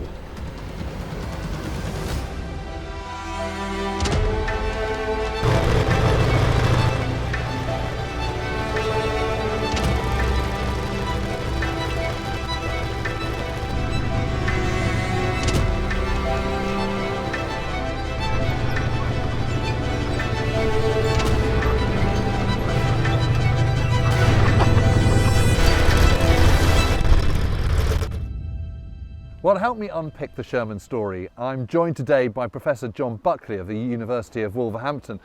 And John, you know, looking at the Sherman, it's magnificent seeing it here, isn't it? But it is quite a story of how it gets developed and how it comes into being. Mm-hmm. Absolutely, and it's a reaction to the way in which the United States sees the unfolding war in Europe, a recognition that they need a modern battle tank, something that's going to compete with what they're seeing happening in Europe, in the German army, in the French and the British.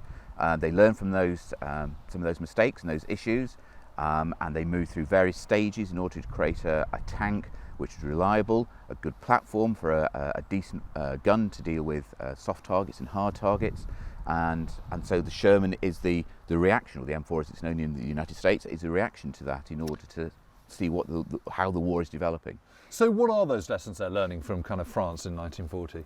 They need a mobile platform. They need a gun which is capable of dealing with soft targets rather than tanks necessarily. And it's always perceived that tanks shoot at other tanks, but most of the time they're firing at soft targets. Right, because what's firing at other tanks is mainly anti-tank guns, Absolutely, which are not the same thing at all. Yeah, totally, and that's the way in which the Americans consider how they're going to build tanks and how they're going to deal with enemy tanks. And the M4, the Sherman, is supposed to be a tank which is multi-purpose. It can support infantry on the battlefield, it can deal with soft targets, it's flexible, it's a mobile platform. But for dealing with enemy tanks, I have a tank destroyer idea and a concept, a platform which is basically just an anti-tank gun, a big anti-tank gun on a mobile platform, similar to the M4, but so specifically the same chassis, effectively. Yeah, the but same specifically for dealing with enemy tanks. I mean, I always find it absolutely amazing to think that the US Army in 1939 is only around 189,000 strong, which might sound quite big by today's standards, but is absolutely tiny by 1939 standards. Absolutely. And it's been incredibly inward looking, it's kind of insular, it's kind of, we're not, after the First World War experience, we're not going to get involved with world affairs again, we're not going to play overseas, we're just going to stay in America. And there is that idea that if you have a small army, then you tend not to use it. And conversely, if you have a large army, you do tend to use it. And actually history would show that that's pretty much true. Indeed, yes. But suddenly the Atlantic is not the barrier that it used to be, and they've got to do something about it, and they've got to do something about it quick. And it's the speed with which the Germans overrun much of Europe which catches everybody by surprise, and so the Americans have to react to that. They're thinking, we don't have to get involved. As you say, there's a big neutrality movement in the United States, but by 1940 it's clear this situation in Europe is getting out of hand. They may well have to become a situation where the Americans have to get involved. So they have to have modern equipment, an expanded army, expanded air forces, and they've got to think about how they would defend themselves and how they would intervene in a major war situation. And the speed with which that development happens is really astounding, isn't it? Yes, from an almost standing start, as you say, the Americans grow these huge armed forces, and massive plans put in place to emphasise mass production techniques, how they're going to expand production really quickly, how they're going to get the kit and equipment ready, and all these plans are in place before the war breaks out for the Americans, so before December 1941. They're already thinking, this is what is likely to happen, how will we react to that situation? And they think big, and they think long term, they think in terms of systems and organisations and structures that will produce mass weapons of war such as the M4 in order to engage with an enemy the size of Germany in Europe. Yeah, because that's the point about it, isn't it? Is that any kind of tank is an incredibly complex piece of equipment, and you want to make that complex piece of equipment as simple as you possibly can. You don't want to make it more complicated than it needs to be. I mean, I think it's worth us having a look around the outside of it now and looking at some of the features that it's got and seeing where that philosophy, that principles are coming through on the design. Sure.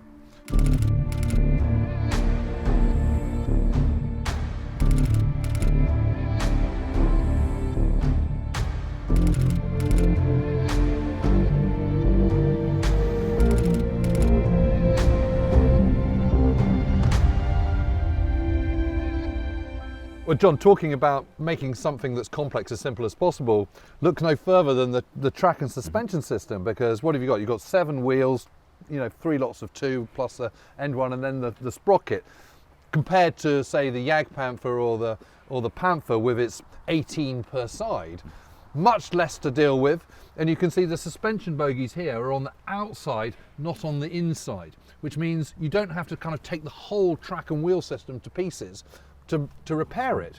And actually you could even keep part of the tracks and wheels together if you wanted to and just take off one. And that sort of interchangeability is really, really handy, because it means you might have a knocked out tank with a sort of hole through the turret or something, but its tracks are absolutely fine. Whereas someone else is, another tank that's got a shell through here, and you just take one and put it on another. What could be easier? Absolutely. Standardisation is critical in the field, and one of the big advantages the Allies have, and particularly the US Army, is that they standardise a lot of their arrangements on their armoured vehicles, so that there is that kind of interchangeability in a way that the German Army does not have. Each of their tanks often is very different, and so you can't swap those parts around.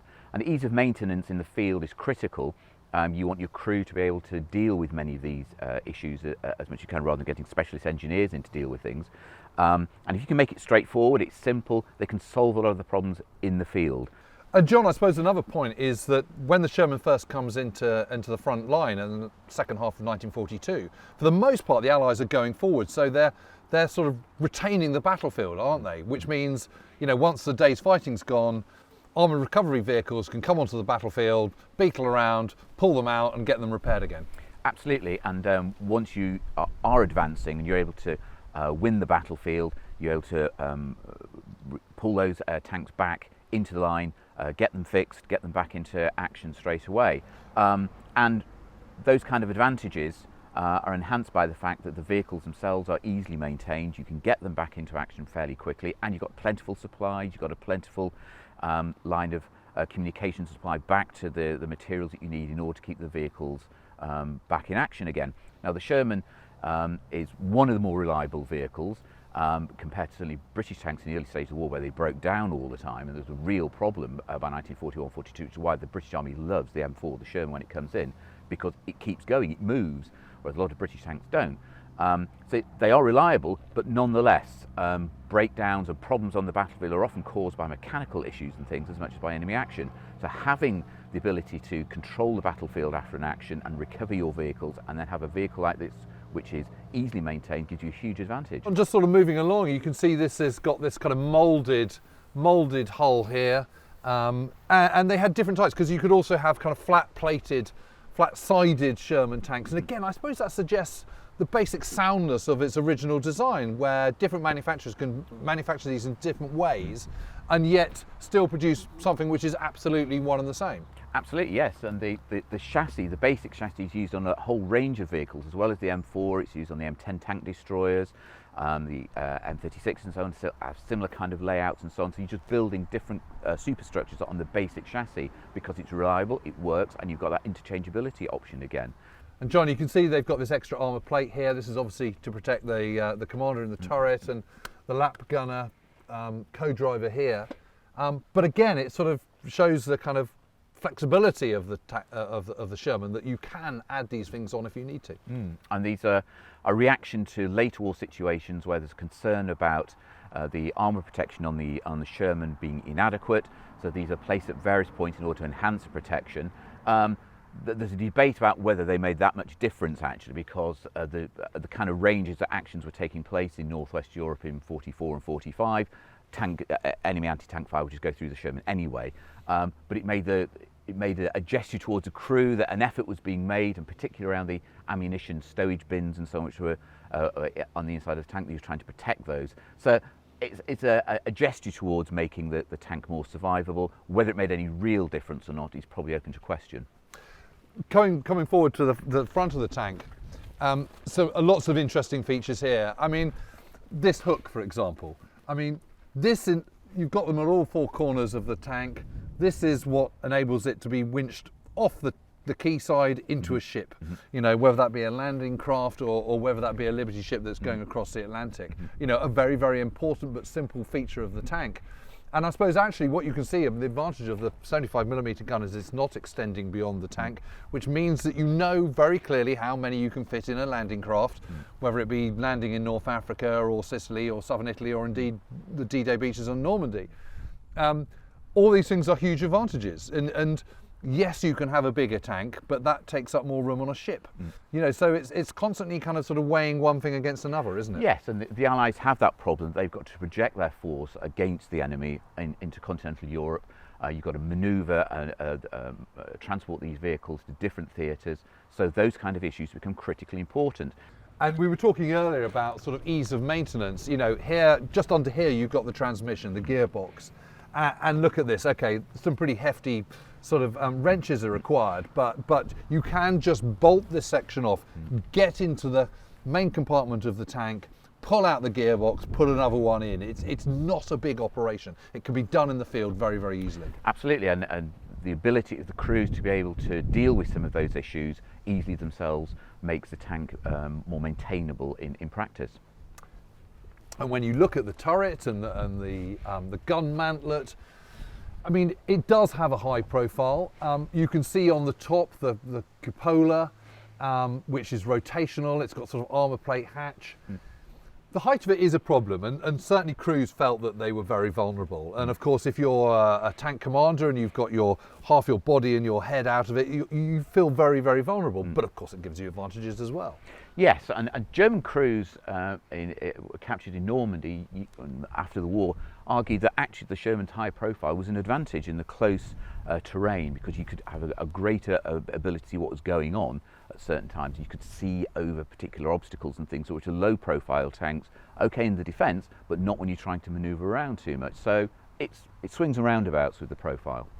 John, and here we are at the back, and you can see the engine here. This is a Canadian-built Sherman tank made by the Montreal Locomotive Company, and again, sort of indicative of the different manufacturers that are making them. And they had different Shermans had different engines. This one is a radial, a 9-cylinder radial engine, basically an aircraft engine. But one of the great features about the Sherman tank is it just used one type of oil for everything. I mean, what a genius thing that is. Absolutely, yes, and the ease and the maintenance again is a key issue here in being able to keep the tank mobile and operating in the battlefield. And there are lots of different types of Shermans with different kinds of engines and so on. Some of them are powered by diesel, some of them are petrol and so on, which is also a cause of amusement. There's a petrol-fired tank. Is this a problem? In reality, in action, it's not really. But different kinds of engine types and so on for different kind of environments mean that the tank is flexible, can be used in lots of different situations. Yeah, absolutely. And you know, you just open the hatch up at the back. It's got another one at the top here if you need to pull the whole engine out. But you know, an engine can be taken out of a Sherman tank and replaced, you know, in an hour and a half, couple of hours, something like that in the field if you really, really need to. And again, that just gives you so much flexibility. Absolutely.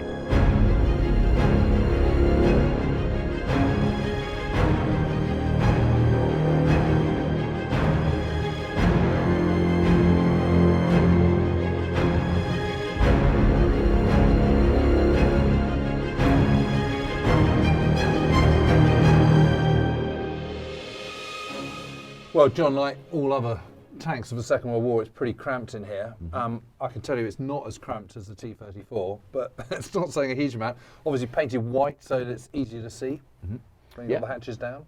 And the experience of having 3 people squashed into this area and so on shows you how compact and so on the operating conditions were for the crew inside the tank itself. But you know, this is not uncomfortable. I would say. I mean, lots of good features about this. A gun stabilising gyro, not that effective, but no other tank has it. Absolutely, it's an advantage, and it's the first time a modern tank has tried that kind of equipment, and it's an advantage when the tank's grinding to a halt and stopping, that the gun is stabilised at the moment at which you might actually start firing with some kind of degree of effectiveness. And very, very quick firing, this gun. That's the other thing. The mixture of armour piercing, which is useful, and also high explosive, which has a different fuse tip, which you can change so it will explode, you know, half a second or a second after it hits. Yeah. And a good guard around here. So you're unlikely to be injured from the recoil in this tank, really. You know, these are small features, but important features, really. Yeah. Ammunition stowage is a key issue in a tank. You want access to your ammunition. The Sherman has a supply which are carried in the turret itself, but there are ammunition bins at the front as well which have to be accessible. That's what those armour plates were there to try and protect, to make them less vulnerable. Later on, Sherman's moved to having a wet stowage system where the ammunition is kept low level in water jackets and so on to stop flare, a problem which is one of the difficulties of combustibility in tanks during the war. I mean, they got a bit of a bad reputation, didn't they, for being Ronsons and Tommy cookers and all this kind of stuff. This idea that they were very flammable and would easily kind of burn. But evidence suggests that they weren't more flammable than any other tank. No, and it's the tank got a reputation for a time in northwest Europe, and it appeared to have been a problem. And a lot of the criticism came that it was a petrol-fired tank and that the fuel was the problem. But reports and investigations demonstrated ammunition stowage, and crews would store ammunition openly in the turret, and when the tank was penetrated, the cordite in the ammunition would explode about 5 or 6 seconds after the tank was hit. So you had this strange situation: the tank would be hit, and then, like in Hollywood movies, it doesn't explode straight away, it explodes about 5 or 6 seconds later. But that was down to the ammunition, not down to the fuel.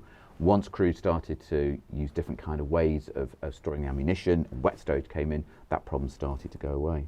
Of course, one of the problems is that if a tank like this gets hit, quite often the shell that's hitting it might not, or projectile that's hitting it might not actually penetrate.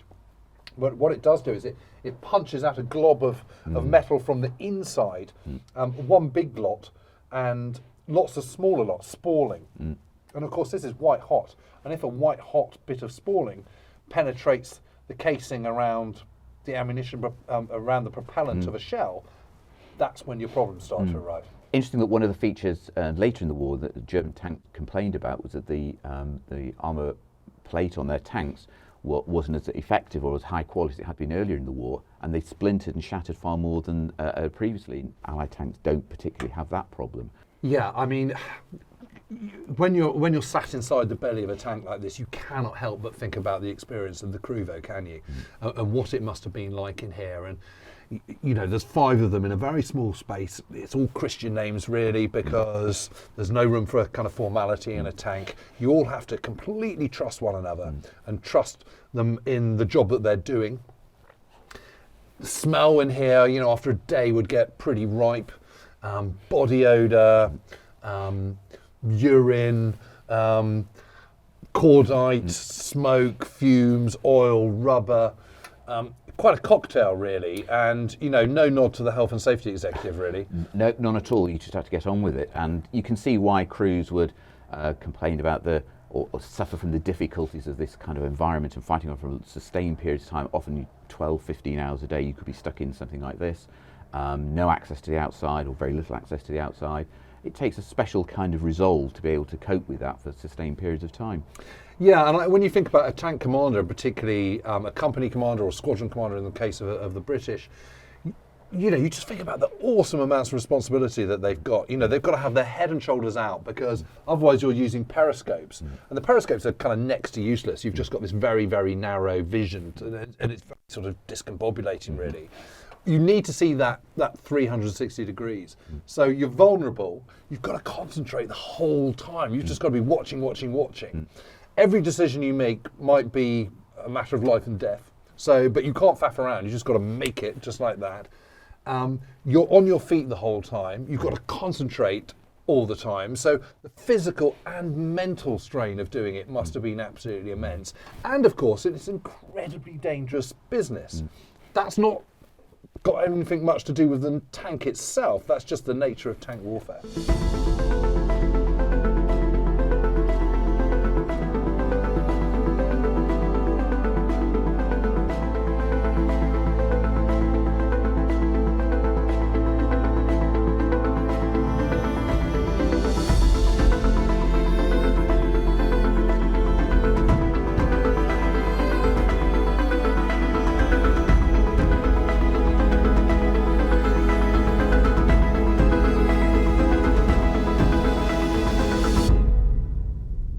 The tank commander was the most vulnerable member of the crew because he's commanding with his head stuck out at the top, and they recorded that they had to do that in order to see what was going on, because you say you can't see a great deal, but also that some interviews I've done, tank commanders would operate with the radio headsets and things, but have one ear open so they could hear what was going on around them, Right. so they could hear the battlefield, and they wanted to sense what was going on, for that situation awareness idea, because it's the only way you could monitor and maintain some kind of control.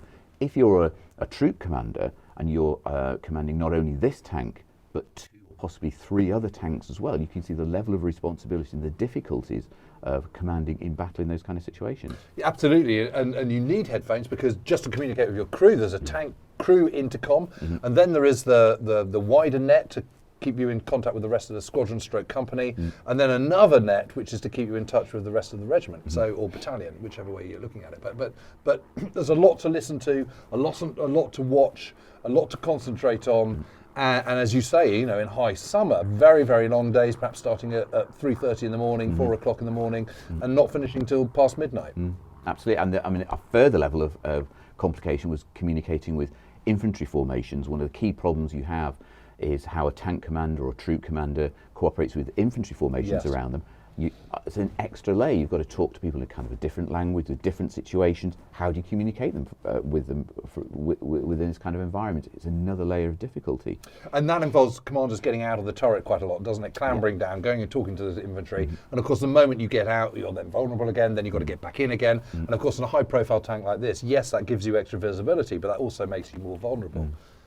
I suppose one of the things that I think is so good about this particular gun, though, is the quick firing nature of it. And you can just kind of, you know, fire shell after shell. And what it seems is that he who fires first tends to win, because of course, say you're an enemy tank, or say you're in a tank and you're hit first, your first reaction is to close those hatches and come inside. The moment you do that, you can't see very much. There's lots of smoke, so you're thinking, where did that come from? And while you're kind of concentrating and trying to work out through the fog of war what's going on, the tank that's attacked you in the first place has fired off another 6 rounds. And in something like the Sherman, you really can do that. So you have an incident such as on the 26th of June 1944, when Major John Semkin of A Squadron of the Sherwood Rangers manages to fire off 10 rounds at a Tiger tank before the Tiger even fires 1. And they're facing off one another. It is amazing though, isn't it, sitting here, because it does make you realise just how awkward and difficult and claustrophobic it must have been being a part of a tank crew. Yes, and it's not an environment you would necessarily want to fight in. In saying that, however, it is a safer place on the battlefield than being an infantryman. If you're a rifleman, your life expectancy is much lower than if you're in a tank crew. However, once a tank gets hit and it starts to go up and you're trapped inside here, that's when it becomes much more of a pressure, and you can see why tank crews suffer particular kinds of kind of battle exhaustion, battle fatigue. John, another difference between this and the T-34, of course, is that the turret has this basket, this sort of mesh cage. And so the turret crew move around with the turret. So their position is always static, whereas in the T-34 you're sort of skedaddling around trying to sort of keep up. Yes, and it's an advantage, and the turret on this vehicle is battery powered, so that it moves independent of whether the engine is on or not. Yeah. So again, that's an advantage in particular situations. So it's more flexible working environment, and that enhances the ability of the crew to remain on high level readiness and effectiveness for long periods of time. Yeah, and the speed at which the turret rotates is quicker than most tanks as well, isn't it? Yeah, and in situations where you're tracking an enemy target at some distance or reacting to something, that's a huge advantage. Yeah, I suppose the point I'm trying to make is that it's not all about armour and a big gun. And it is very interesting, isn't it, that when the Germans and the British, both in the early part of 1942, are kind of thinking, okay, we need to upgrade our tanks, what do we need? For the Germans, the priority is big gun, big armour, thick armour. Whereas for the British, the priority is ease of maintenance and reliability. Yes, I mean the Germans are confronting new difficulties on the Eastern Front, and that there's more open terrain, longer ranges, so those kind of issues about big guns and big armour become more important. For the British, they've had 2 years of operating with tanks which break down all the time. The top of their list of priorities is a tank that actually moves when it's supposed to move, critically important.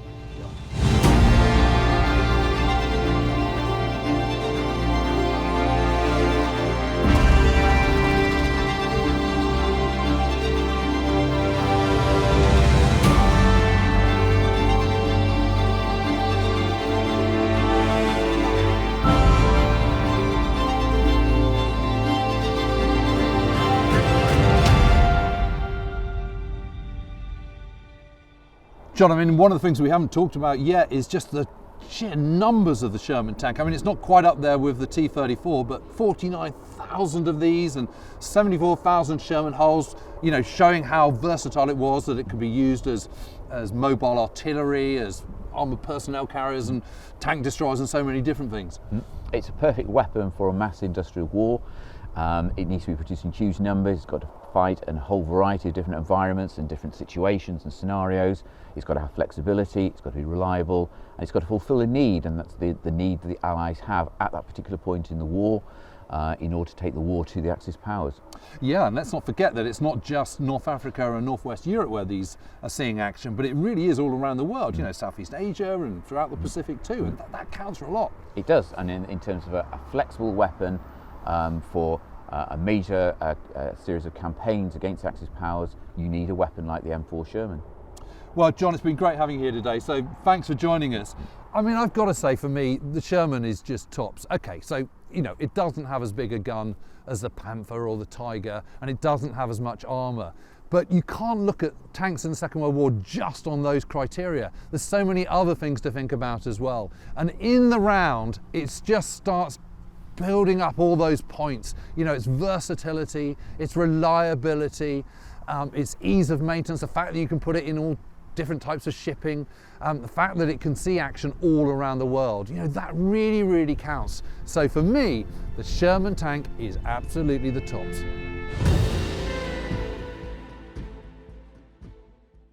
Thanks for watching this video on the History Hit YouTube channel. You can subscribe right here to make sure you don't miss any of our great films that are coming out. Or if you are a true history fan, check out our special dedicated history channel, historyhit.tv. You're going to love it.